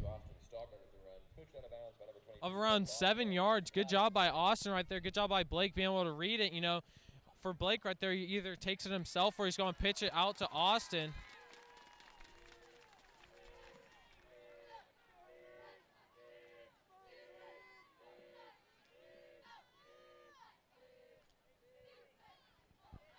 There was a flag on the play.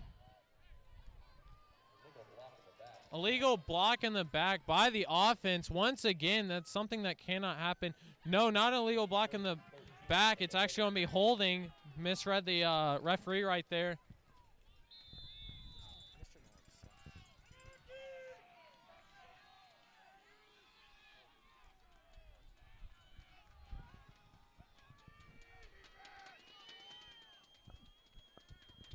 Ball will be kept by Blake Gronvold. Blake Gronvold's going to take a big hit by number 67. He's going to be held up by another Mountaineer, and then pretty much his feet held in place and his body smoked. Blake Gronvold, one thing for the kid that size, he's small. One of the smallest big kids, I guess, in our school. Like, he's strong. Strength-wise, he's a defined kid, but he's just not very big. But that kid can take really big hits. He's tough.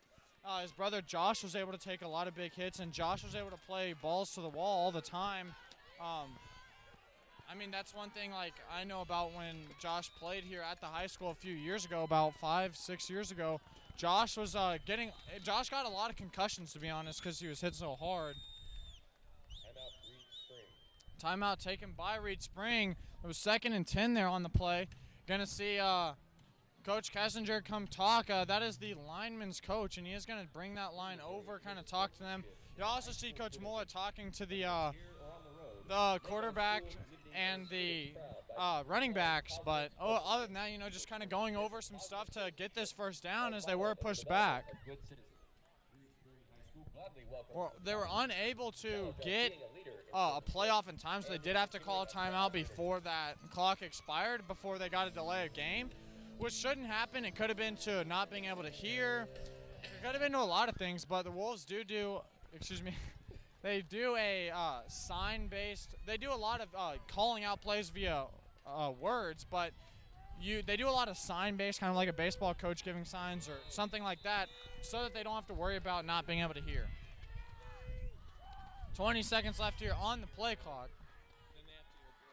They do have to hear Blake when he calls the play, but still. That pass is going to be intended for number 3, Seth Stamps, into his hands, and just kind of bounces out a little bit out in front, but Seth did get some hands on it. It's going to bring up 3rd and 10. Wolves, you look at that holding call. Wolves nearly had a first down, possibly even did have a first down with Austin Stallgard's run. I believe that run was a few yards short, and now you're at 3rd and 10. That one penalty just nearly, it could have defeated this whole drive and hurt it.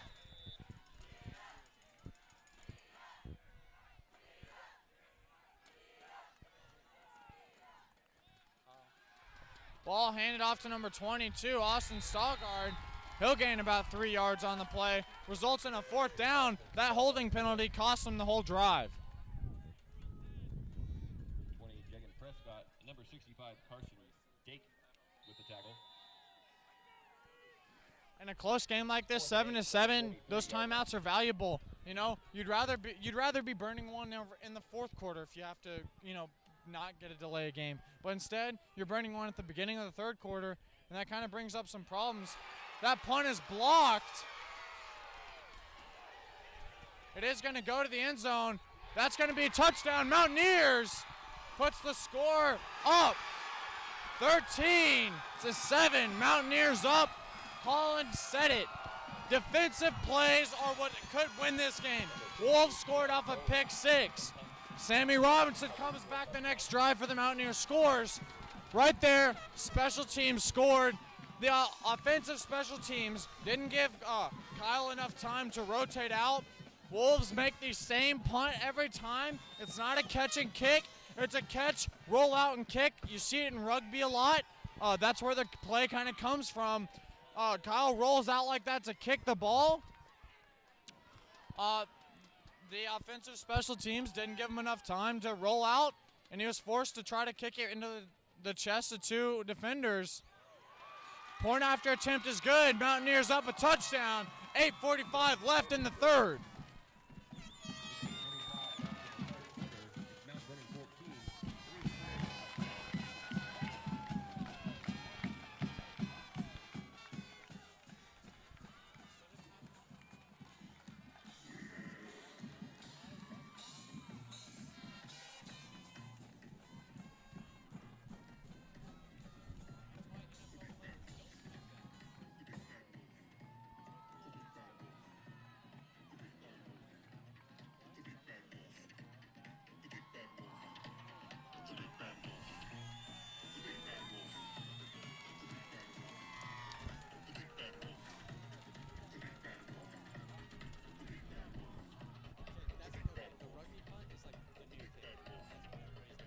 I know, but I mean, we see some teams do it.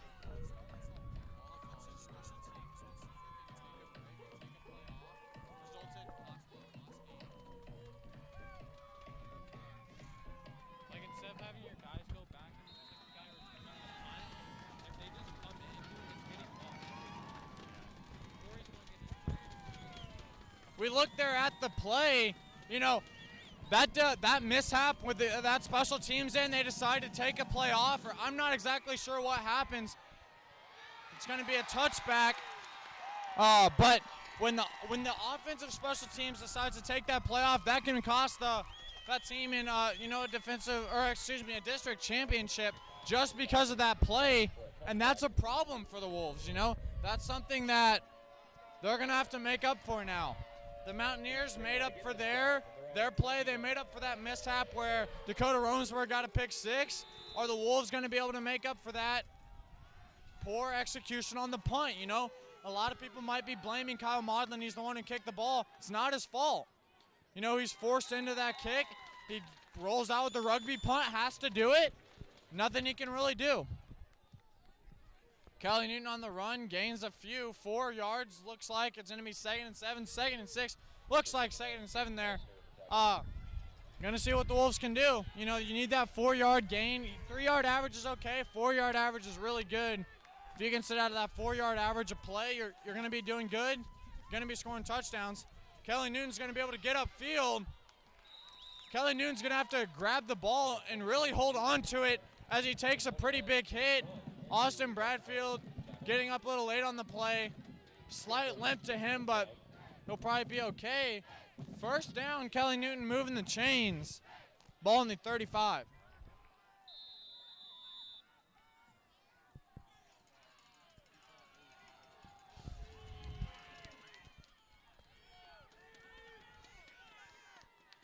Kelly Newton up the middle again.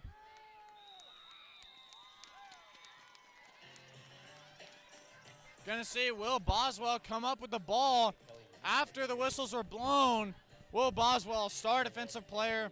His brother, or at least someone related to him, Ty Boswell, being that quarterback. But Will is making exceptional plays on defense. Kelly's going to gain a few. 2nd and 5.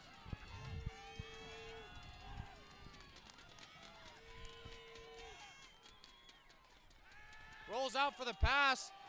Deep. Number 15, Chance Fenton on the coverage. Flag on number 15. Chance says he's going to say some stuff to Cole Norden. Mishap there. That's going to defeat the whole purpose of the play.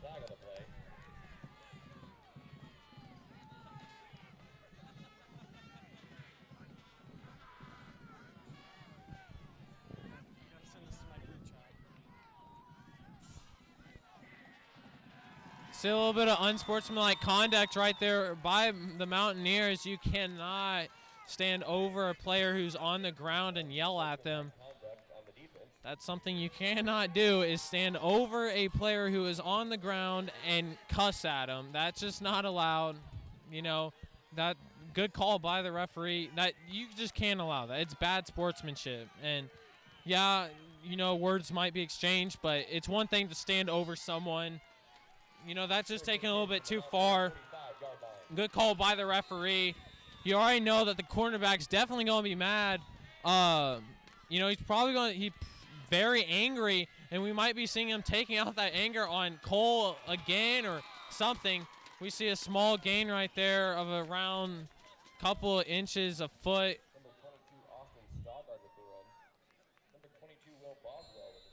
More than that, actually, it will be. They were not moving the chain on the play, but that was going to be for around 4 yards right there. They were not moving the chain, so I couldn't see how much they gained. But still, going back to that, the cornerback, that was bad sportsmanship, honestly.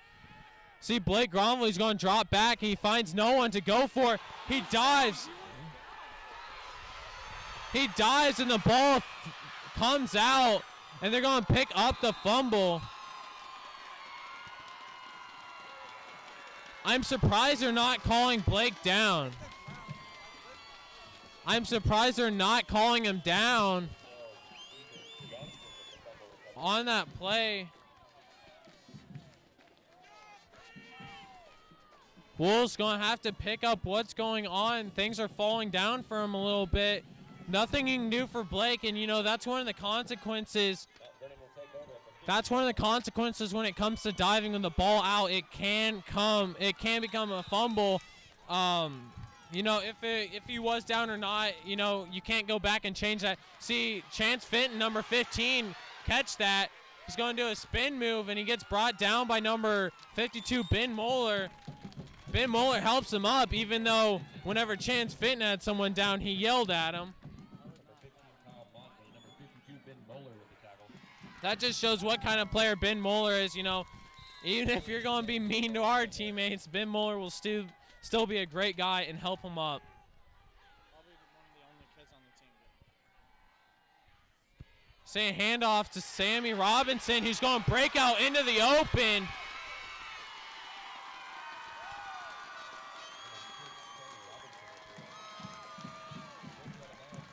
He was hit out of bounds. Luckily, Kelly Newton was able to stop him. He found the open. He took it. Something you can't allow to happen. It looks like the Mountaineers are on a roll. Reed Spring needs a big play to stop this and get things going the other way. Because if things keep going the way out of this, the ball game might become out of hand for Reed Spring. So hopefully things can be stopped soon.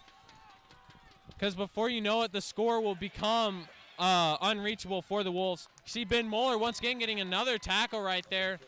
It was Sammy Robinson once again. You're going to see Sammy Robinson being relied a lot right here down by the end zone.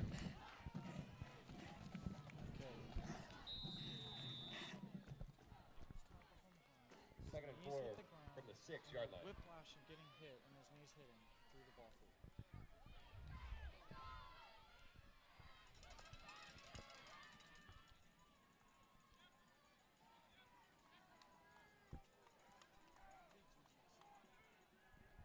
Wolves defense crumbled there on those set of plays after the fumble. You know, Blake Gronville not having anywhere to pass, tries to make a play and gets hit from behind. Timeout taken by Mount Vernon, leaving both teams with 2. But, you know, you look at Blake Gronville there, and on that play, he pushes in and pushes up the field, does a great job, has nowhere to throw it. Could be the play call, could be a quarterback draw. They do call that a lot.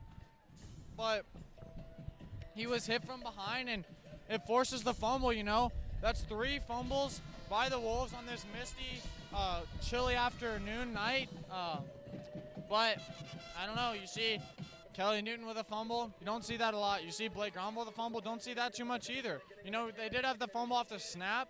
We've seen that a few times, but Blake isn't one to fumble. And the Wolves offense is playing like they did game one.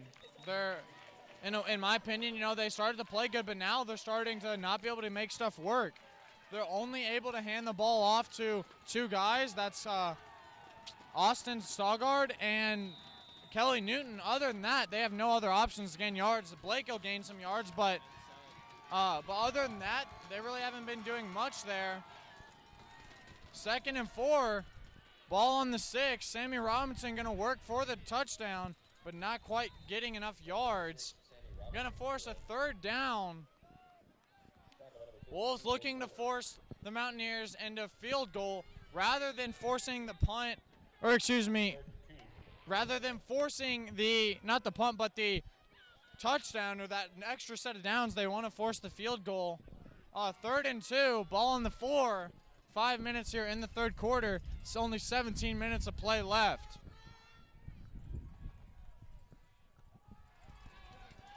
Likely Ty Boswell will be handing the ball off to Sammy Robinson. He's actually going to fake it, roll out for a pass. Pass looks to be incomplete there, resulting in a 4th down. A good try, and they do try to get that fake. Looks like they're going to bring some players out. We'll see if they're going for it. It will be looking like going for the field goal. Possibly a fake here, but all in all, Wolves are best opportunity for a miss of the field goal, a blocked field goal. Worst case scenario, a fake ends up in a touchdown. Likely scenario is obviously the field goal to go in, but we're going to see here. Field goal looks like it is good. Just slides in on the right side. Few feet of missing wide. That brings the Mountaineers up by 10, 17-7. Wolves gonna have to get some stuff going. Offense gonna have to link some plays up.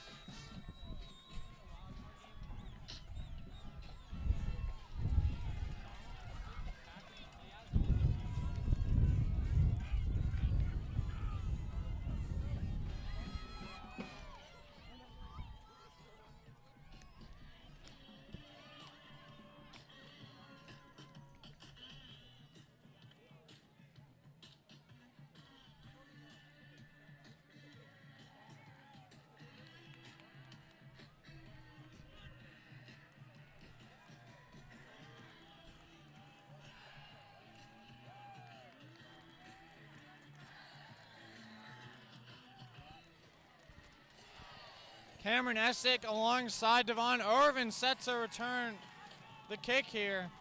And like I said, you know, you see that instance with Chance Fenton, Cole Norton, cost him a penalty. Wolves not able to capitalize on that penalty. You know, that would have been a pretty much guaranteed turnover on downs without it. But Wolves get, you know, that extra play, those extra set of plays, and they're unable to do anything. Gonna see what Cameron Essick can do. He'll fight through some people, take some hits, and get some yards. Gonna be obviously a 1st down, but ball looking to be around the 30-yard line, maybe a little shallower. 24. 24-yard line.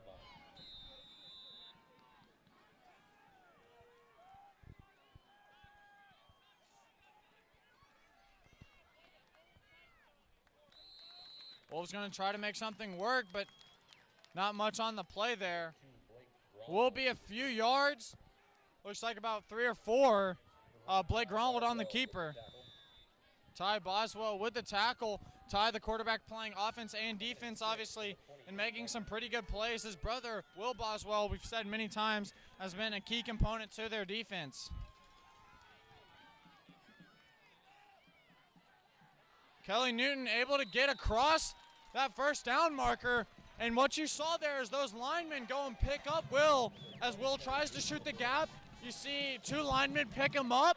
Kelly's able to get by him and get tackled, but still stretch it out for the 1st down. Moves the chains. Ball on the Wolves' own 37.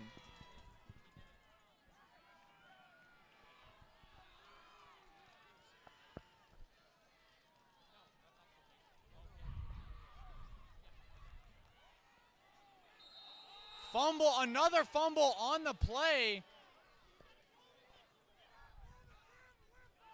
Really surprised whistle wasn't called as nobody moving on the play. You know, typically in high school football, that whistle's called when movement stops on the play, when that running back or the ball carrier does not continue to move forward, or when they start to move backwards, the whistle's called. And then when the whistle's called, that would just be considered down. 2nd and 1.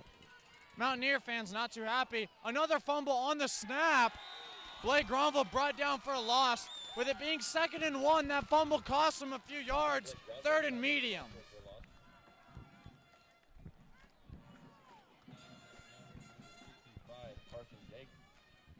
Wolves can't grab the ball.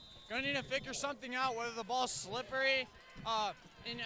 Something has to be figured out. With 2.5 minutes left here in the third. Wolves are losing too many yards. Austin Stoggard is going to get across. Very lucky for the Wolves that Austin's able to, muscle that out as he breaks the tackle and gets the first down. Wolves need more of it. Number 79, Peyton Heisner with the tackle. 1st and 10 from the Mount Vernon 48-yard line.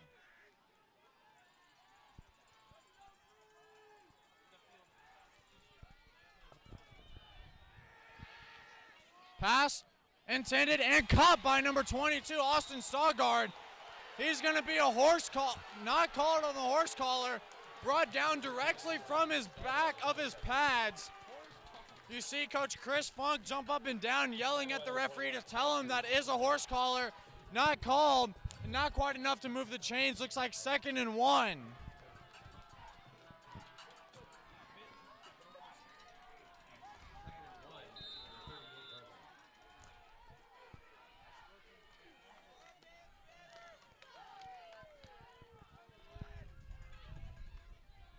Handoff there to Kelly Newton. Looks like he will stretch it out and get that first down. Moves the chains once again. Wolves marching in, trying to get into that red zone territory. Ball is on the Mountaineers' 36-yard line. 1st and 10 from the 36-yard line.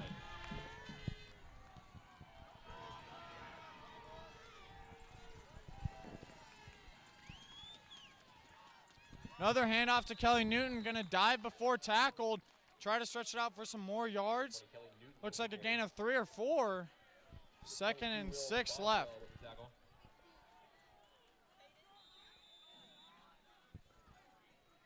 2nd and 6 from the 32-yard line.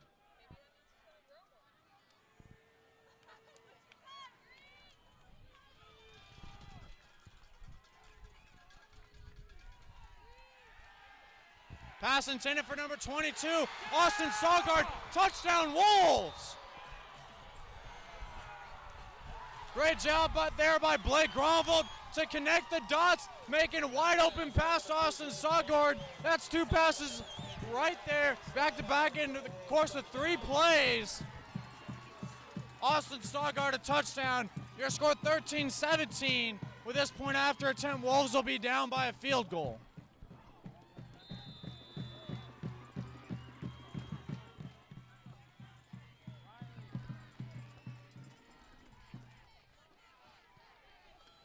Point after attempt is good. Puts the Wolves down by 3. Your score 14 Wolves, 17 Mountaineers. We still got 13 minutes, 31 seconds left in play.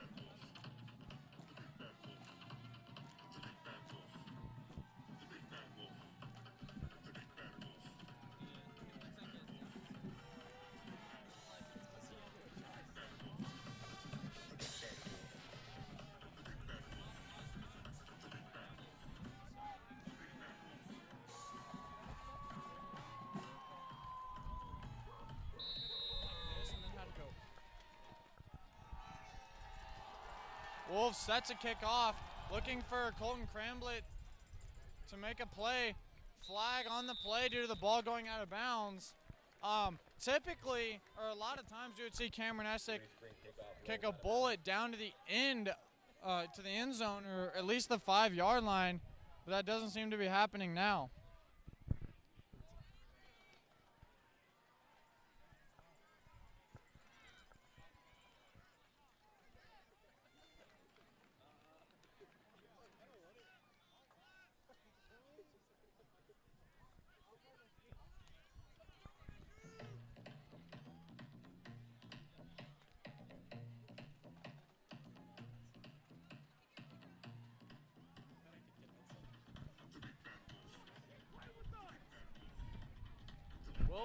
We'll be re-kicking here just from a farther distance. Again, still Colton Cramblett set to kick.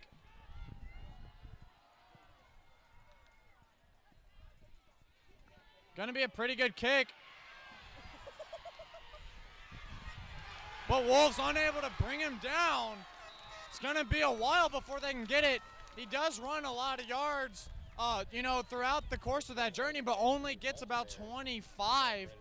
Ran probably a total of nearly 50 yards with how far he ran laterally.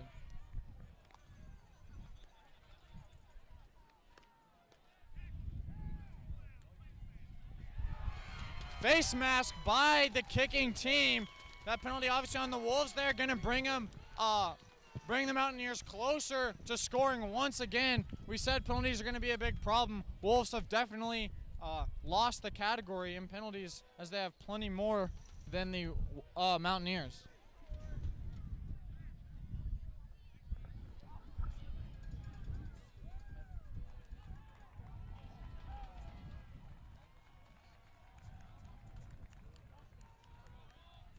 Mount Vernon will begin this drive from the Reed Spring 42-yard line.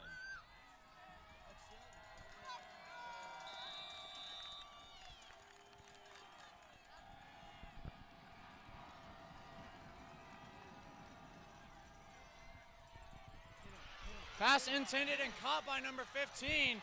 He's going to be brought down by number 50, Cole Crutcher, on the play, as he's wrapped up at the legs by number 10, Cole Norton.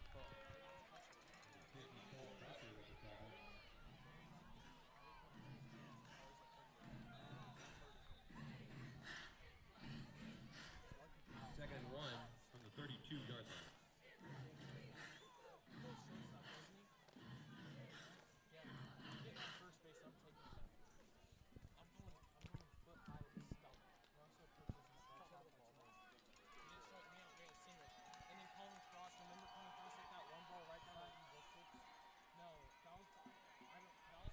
Ty Boswell will be brought down. Whistle's called as movement stops. Number 1, Ty Boswell to run. Stop by number 74, Asa Baker. 31 from the 32-yard line.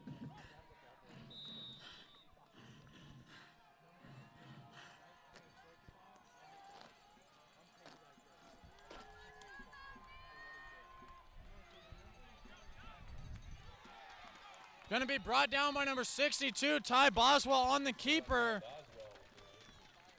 Going to see if it'll move the chains.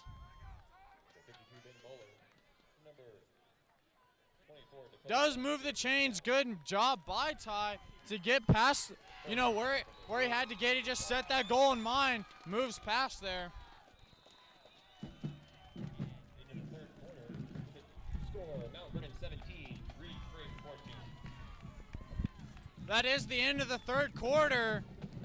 The Reed Spring Wolves did answer back a touchdown there, putting it 14-17. But, that we started at that quarter 7-7. You get a touchdown by the Mountaineers off of a blocked punt. Did a great job. You're looking at all the coaches surround them there. Coach Funk talking to those D-backs and the running backs, talking about how the defensive pressure at the D-back spot has to be good. Ty Boswell running, doing a good job. Sammy Robinson running and doing a good job. But with the Wolves, those D-backs have to be making plays and have to be shutting down those deep passes and at least forcing the smaller ones, which is what we're getting. You know, you see Chance Fenton, he's gotten a few short passes and it lines them up one-on-one on Cole Norton. One-on-one's hard in football. Like, you have to break down and they get to pick whichever way they want to go, and you have to try to react. If you try to hit them too hard and go another way, it could cost you. You're also trying to hit them hard and bring them down, and when you're playing a reaction-based reaction-based play, it's hard to do that.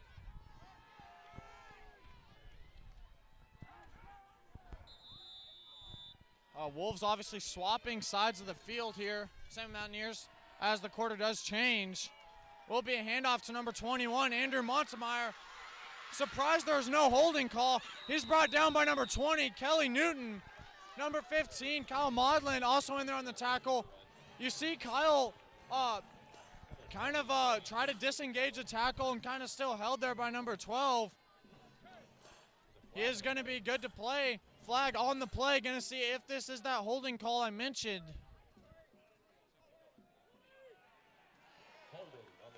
Holding on the offense. I would put money on it to say that was number 12.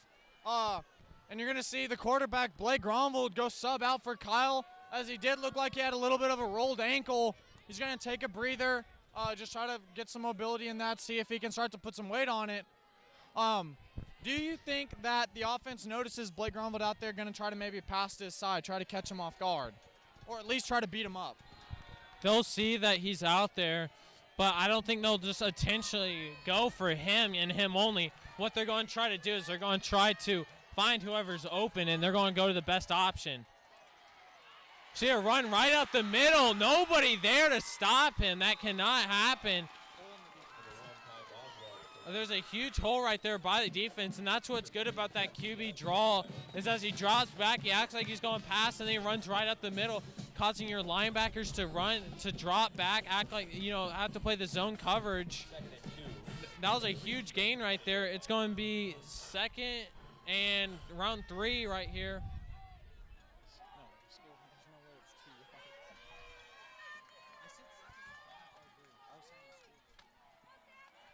See Sammy Robinson get tackled in the backfield by number 52, Ben Moeller, and number 50, Cole Crutcher.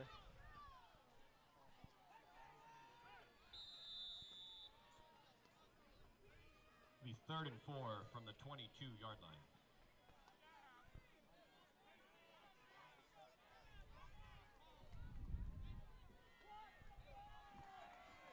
It's around 3rd and 5 right here for Mount Vernon.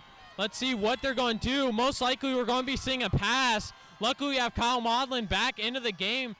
We see a fake right there, an option, and we see Ty Boswell get a huge gain.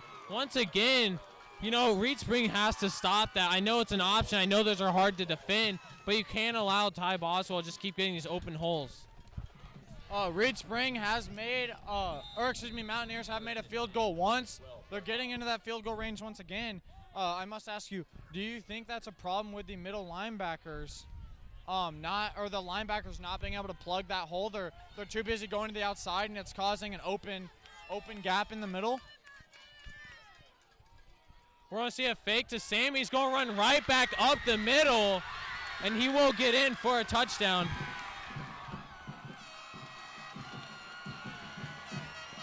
Mount Vernon answers right back.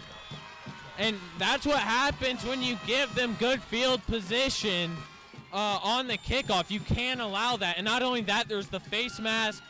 You know, you can't allow that to happen.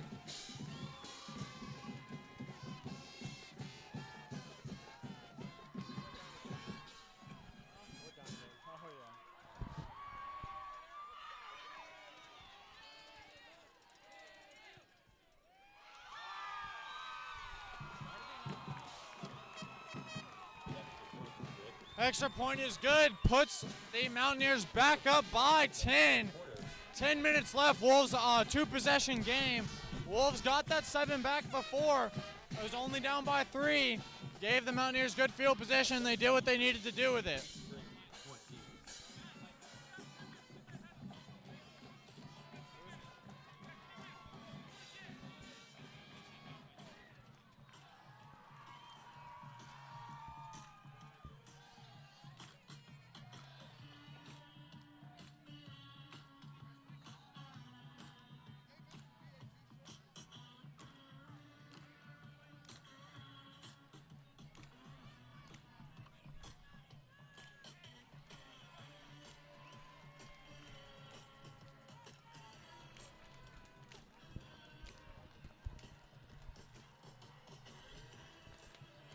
Number 7, Cameron Essick, who returned it last time, and number 1, Devon Irvin, who returned it, I believe, the time or two before that, set to return the kick here.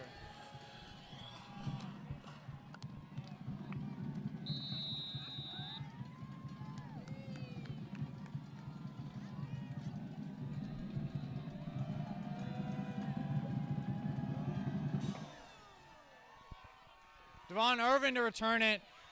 Cameron Essick being that lead block. Devon Irvin trying to find that outside hole. He's going to get some yards. He could be scoring a touchdown here. Wolves answer back. Return kickoff. Devon Irvin, his second of the year. Want to talk about a senior moment for Devon. Answering back that quickly. If the Wolves wanted to win, that's what they're going to have to do. Great job by Devon to find the hole. His last kickoff return was a 96-yarder. That one, 95. Devon Irvin just earned so many rounds of applauses right there. We owe being in this game to Devon. That putting the Wolves down by, if this point after attempt is good, only 3, a one-possession game. That does go through the uprights. Wolves down by 3.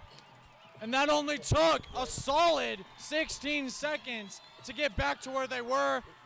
Kind of results in no damage right there. Wolves have to reset. Defense has to go in strong. Gonna have to figure some stuff out. Gonna have to give the Mountaineers a poor field position. That's the key to starting this defensive drive.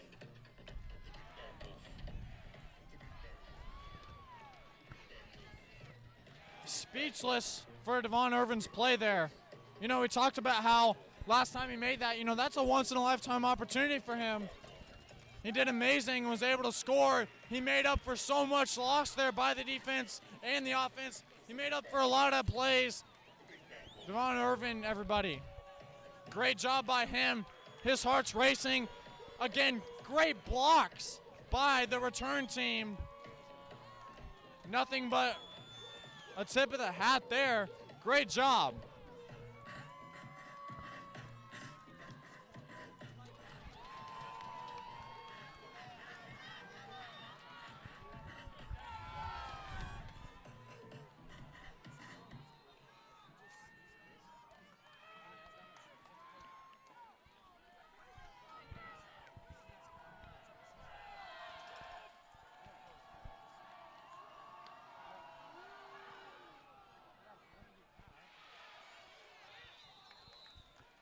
Gonna go for the squib kick, I believe, or an onside kick there, trying to get the return, but it's just gonna result in Mountaineers getting decent field position, still on their half of the field, but looking like they're right around that 45, 44-yard line, 43 to be exact.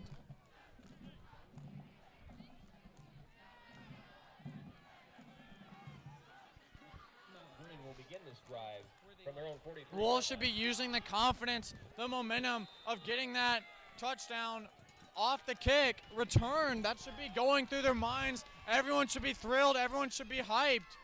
Should be playing a lot better. Ty Boswell going to make a play there. Tackled by a set of Wolves. Number 1, Ty Boswell with the run.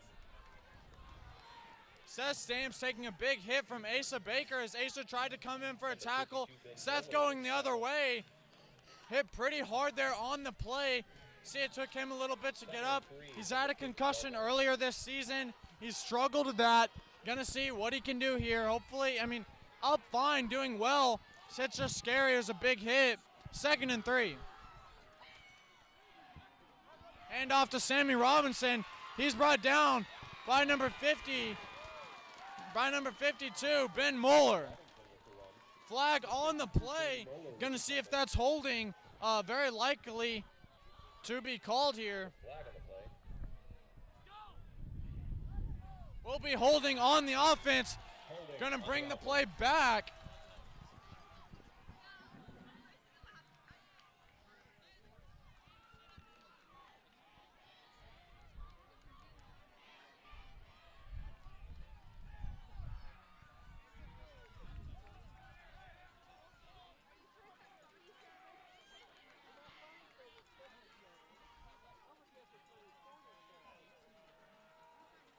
2nd and 11 from the 42-yard line.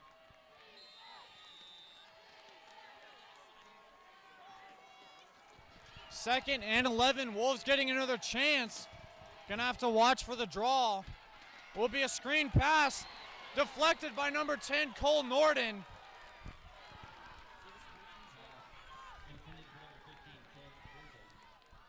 That pass intended for number 15, Chance Fenton. Nothing gonna happen there. 3rd and 11 from the 42-yard line.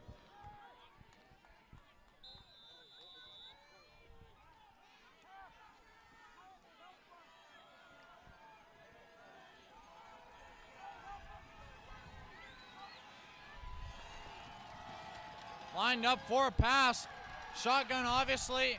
That pass intended for number 19, incomplete. Forces a 4th down, 4th and 11.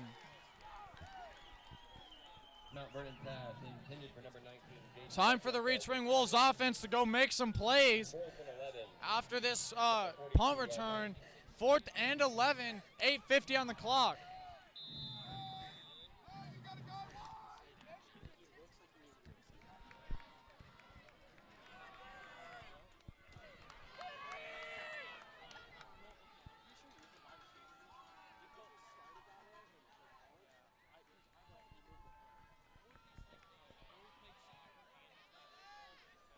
Fair catch called. Will be brought down right there on the 22-yard line, it looks like. Blake Gronvold leading the offense out here yet again. One of the big things for the Wolves is Blake Gronvold, Austin Staugard, and Kelly Newton getting these big runs. That's who you've seen primarily getting the ball handed off to them. They need to be making plays. You see the defensive matchup, Chance Fenton on Cole Norden. It's the same way on defense. 1st and 10, ball in their own 22. A pitch over there to Seth Stamps. He's going to get up the field, be brought out just shy of the 1st down marker. Pushed out of bounds. Flag on the play, looking for a holding call there.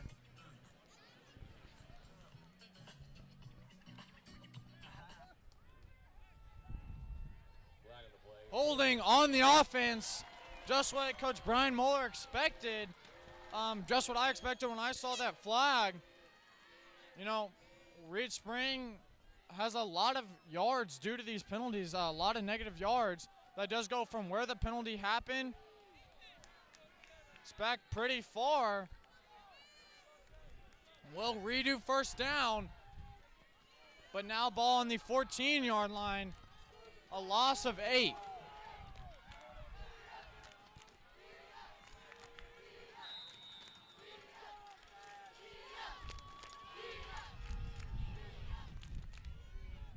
Ball handed off to Austin Staugard. He's hit immediately. It's going to be a gain of 0 on the play. Tackle by number 22, Will Boswell hitting the gap, causing another play like that to happen where no one gets anything. 17 from the 15-yard line.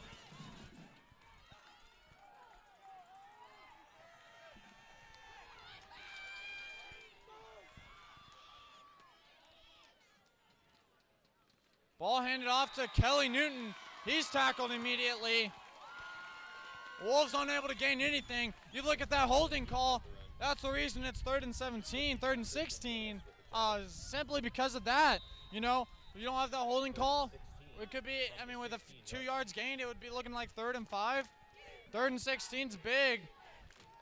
Looking probably for a pass here. Calling with it being 3rd and 16. Do you expect to see a pass, especially with us lining up 3-4 wide? I do think we're going to be seeing a pass right here. You know, the one emphasis is you can't throw an interception. Blake Gronvold is going to step out. He's going to get sacked.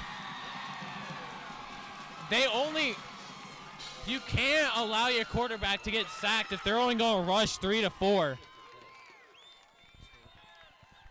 Seth Stamps in some pain as he comes off the field, trying not to show, but see him grabbing his hip Austin Bradfield also limping off the field with a little bit of a rolled ankle for him. I think if the Wolves do want to score again, it's going to be a defensive score. They're going to try to force a Mountaineers mistake. Kyle Maudlin going to have to force a punt straight up.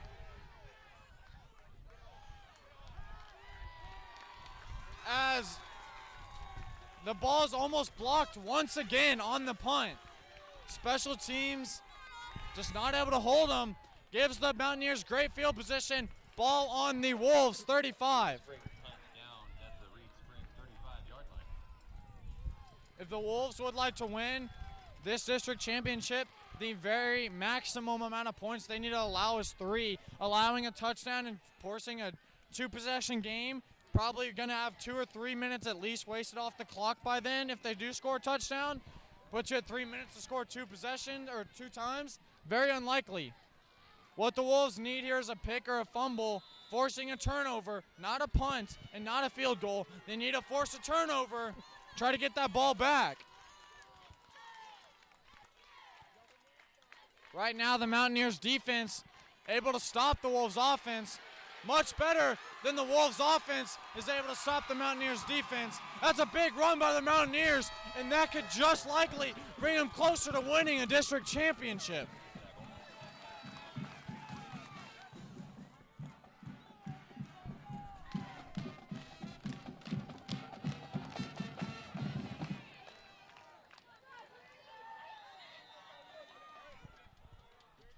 First and 10 from the 18-yard line.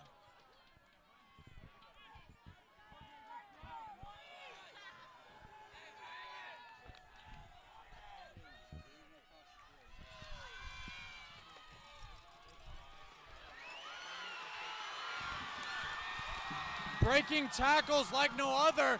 That puts them there. Definitely in field goal position, likely to score again. The thing is if the Mountaineers are going to score, the quicker the better if they're going to score a touchdown, as it will waste less time on the clock.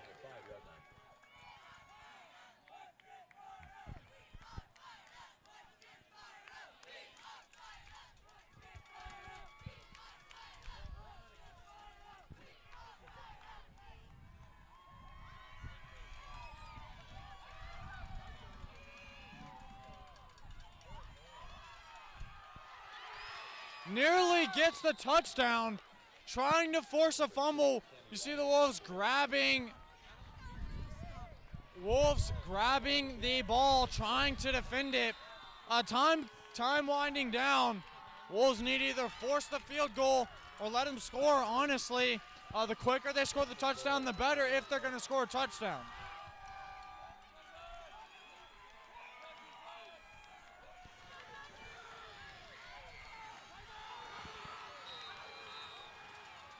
Wolves coach is signaling for a timeout for probably about 10 seconds.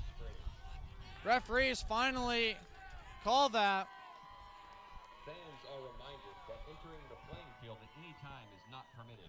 Your cooperation is appreciated. Coach Gosh gonna have some wise words as it is 2nd and 1. Wolves need to come up with a stop here. Although it is 2nd and 1, ball closer to that 2-yard line. Do have a little bit of breathing room, but Coach Gosh telling them they're going to have to butt heads. It's going to be line versus line, and they can't let, the Mountaineers get through, trying to force that field goal so that the Wolves can still score and win. If they do score that touchdown, Wolves' best bet here is to either get a turnover or force the field goal, get the ball back, and score, and with that point after attempt, we'll be up. It is very unlikely that will happen, as they are only 2 yards away. Wolves are going to have a lot to make up with. Going to have some stuff going their way to win this district championship.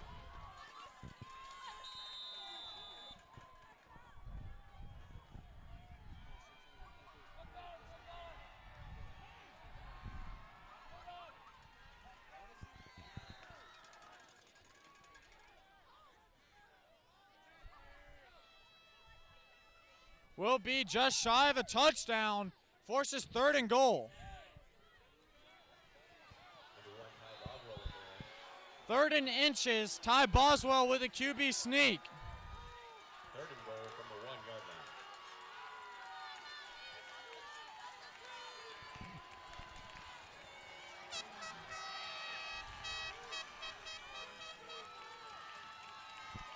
Wolves coaches telling the defensive backs and linebackers they have to scoot up and they have to fill any gap created. Likely a quarterback sneak again.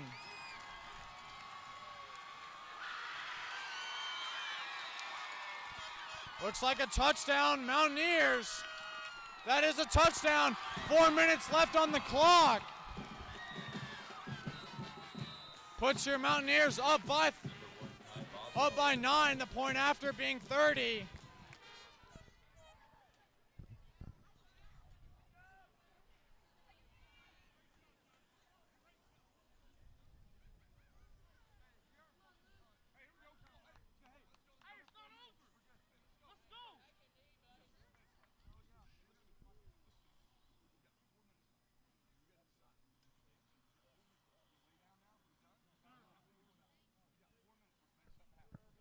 Coach Gosh letting the players know, 4 minutes left. Gotta flush it out of the head. Work on the plays to come next. Can't let it sulk in your mind. They have 4 minutes to. 4 minutes to work on this. They're gonna be a 2-possession game no matter what. Whether the point after attempt is good, either way, it's in trouble for the Wolves. They're gonna have to make up a lot of work.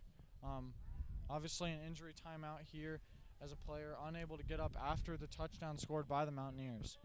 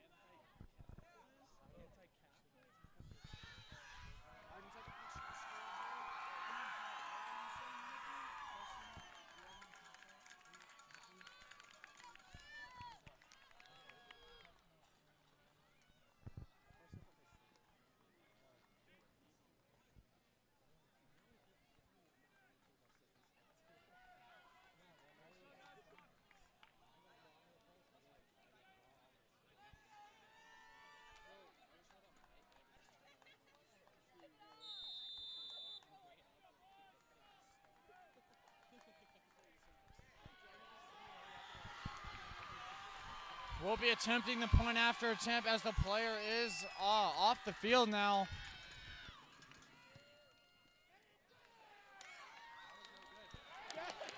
It's no good. Doesn't seem to fall. Extra point try is no good. Brings the Wolves only down by 9. Mount Vernon 30, Reed Spring 21.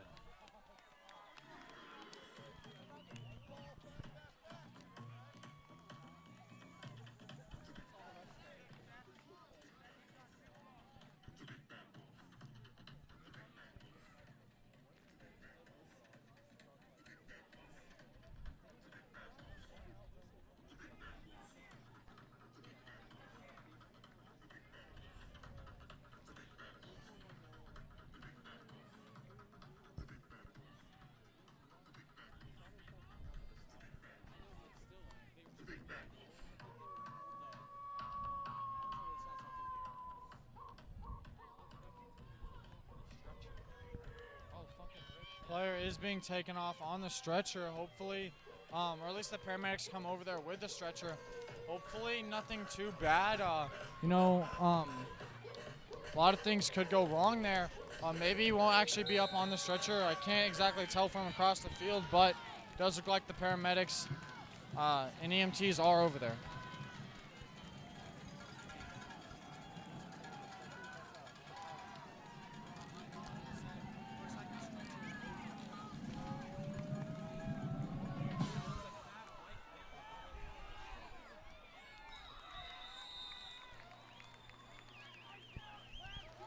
Number 56, Connor Weiss on the return.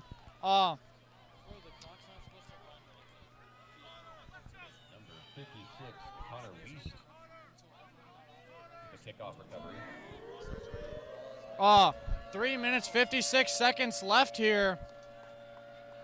Ball's on the Wolves' 40-yard line. Again, a two-possession game. Likely a breakaway play to score, and then they're going to have to get an onside kick. Very unlikely for the Wolves to win this district championship. A lot of things are going to have to go right. A handoff to Blake Gronvold. He's tackled for a loss. Mountaineers have been, a handoff to Kelly Newton. Wolves have been all over him since the second half.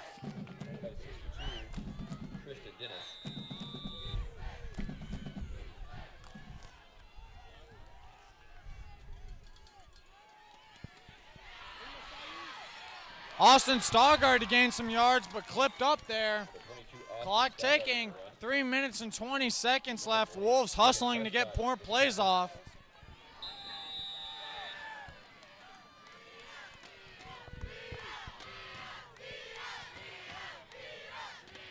Blake Gronvold on the keeper. He's brought down for pretty much no gain. That brings up fourth down. Wolves have to go for it. Gains 1 yard there on the play. 4th and 1 from the 50. Will Boswell looking to shoot the gap over here to the right. Lined up. You do see him bring him down, but it looks like he will get a first down. Will be close. Does move the chains.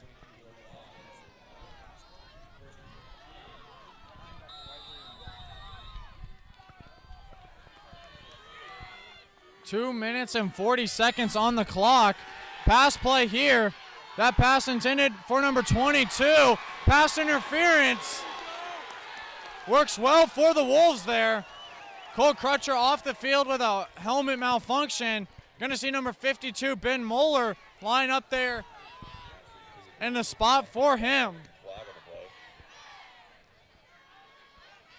It is a pass interference on the defense. We'll bring that ball all the way up to where the pass interference occurred. Helps the Wolves march down in a time-efficient manner. Gonna have to score quickly.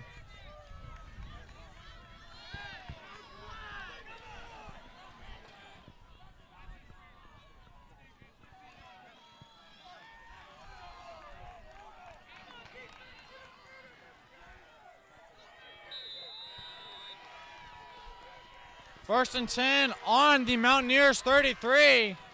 Likely another pass play. Pass intended and caught by number 10.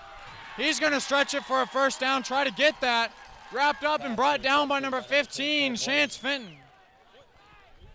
15, Chance Fenton with the tackle. Good enough to move the chains. One timeout left here by the Wolves. Not the best for the situation they're in. Clock starts ticking. Blake Gronvold with the keeper. A pitch to Austin Stoggard. He's going to try to make some plays. He is going to gain a few. Actually break away from those. Gain a few more. That brings him up first and goal. 2 minutes and 11 seconds left. Number 6, Sammy Robinson with the tackle. Sammy Robinson on the tackle there. Looks like first and 10. Hand it off to Kelly Newton. Nothing there. Kelly Newton's run game has been shut down. Not necessarily because of him, but just due to Wolves or Mountaineers being able to figure out what play is being called. Able to make some good plays there. He's going to gain a few yards, try to force a touchdown. A minute and a half getting close to be left in this game. Wolves trying to save that timeout for if they get the ball back once more.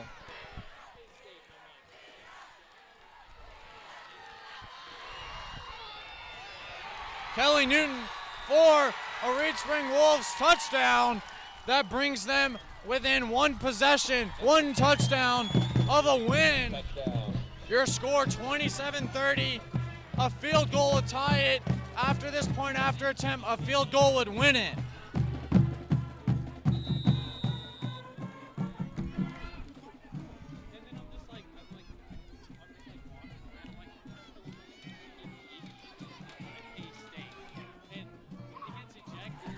Point after attempt is good. A minute and 20 seconds left. Wolves down by 2. Enough for a safety to tie. Gonna have to execute an onside kick that works. Mount Vernon 30, Reed Spring 28. As the Wolves have tried to execute onside kicks all night, now is the time for one to work.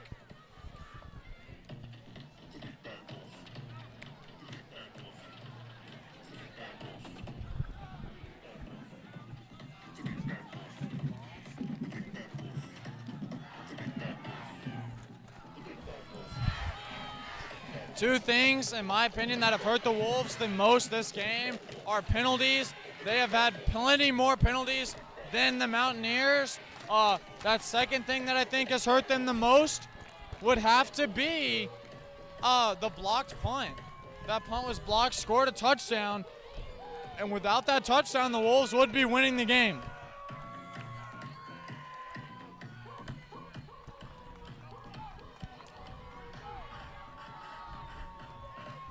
Colton Cramblett set to kick the point after, the kickoff.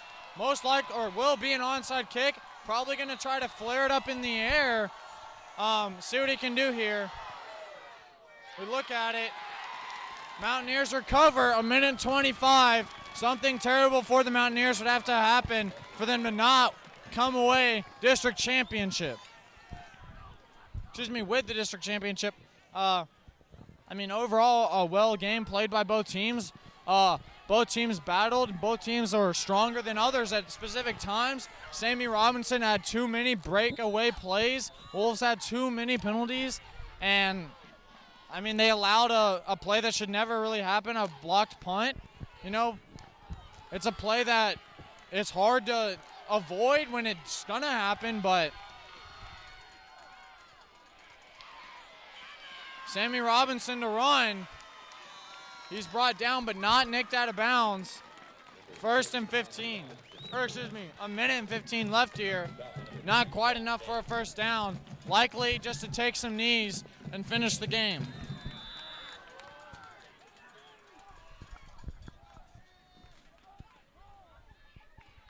Second and 4 from the 47-yard line.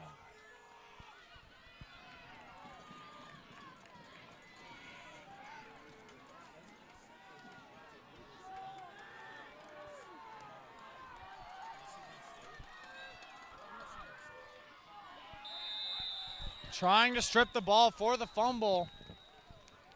39, third and 4.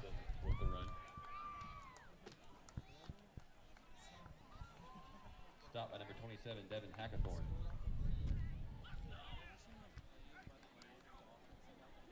Timeout, Reed Spring. Timeout taken by the Wolves.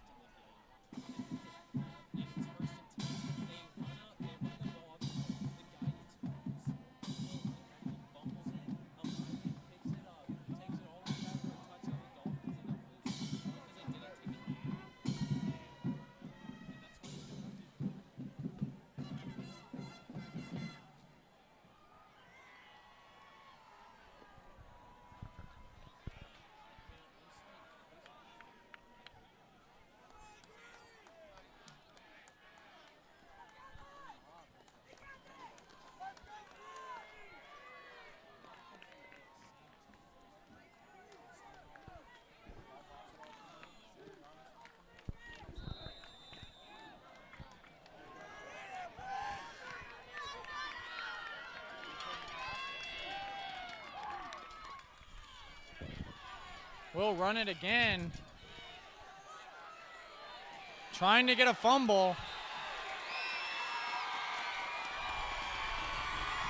It's actually good enough for a first down.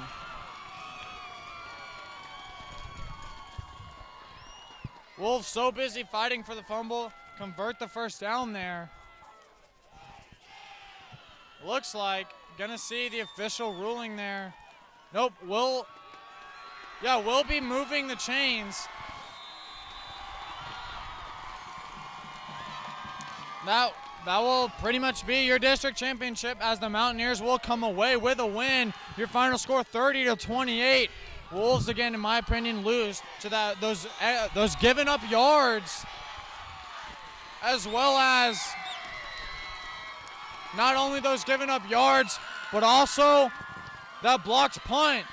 A play that can never happen. Special teams takes a play off, doesn't hit hard enough, doesn't block hard enough, and they lose. For your seniors, that's your final game. For myself, announcing that is my final game here. I believe Colin is the same way. Probably will not be seeing us next year. It is very likely you do not see us next year. Just as that's going to happen. What you see here is Reed Spring Wolves, 28-30. They take a loss in the district championship. Season comes down to an end. And, I mean, they played a good game, but the offense got shut down second half. They made a passing touchdown, which they hadn't been able to pass all game. Figure it out. After that, Kelly Newton can't get any yards. Will Boswell, incredible job on defense for the Mountaineers, made exceptional plays. What are your thoughts on the game? I thought it was definitely a competitive game, but there was too many mistakes for both teams. Not just for Reed Spring. The Mountaineers made a lot of mistakes, but Reed Spring made more. And like I said earlier, it's whichever team can make less mistakes. And the fact that Reed Spring, all these seniors have to go home after a huge fight, and after they're supposed to do so good, it's sad to see them lose. And it definitely puts heartbreak. Because how dirty they played. They didn't play dirty, but some of the things they did was unnecessary, like whenever they would unnecessarily hit someone and stand over someone. And, it just, that really is something that makes, Reed Spring mad is, they're not, this wasn't a good sportsmanship game, and so that's really something bad, and that's something you definitely don't want to see. The Reed Spring Wolves finished the season there, losing in the district championship, unable to win, 3 times in the past 5 years, haven't won since the mid to early 90s. Your final score 28-30. We thank you for tuning in. This is likely our last game, definitely my last game. Tune in for basketball season, girls and boys, coming up in the near future. Hope to see you guys there, and thank you once again. Our season has been concluded. See you guys later.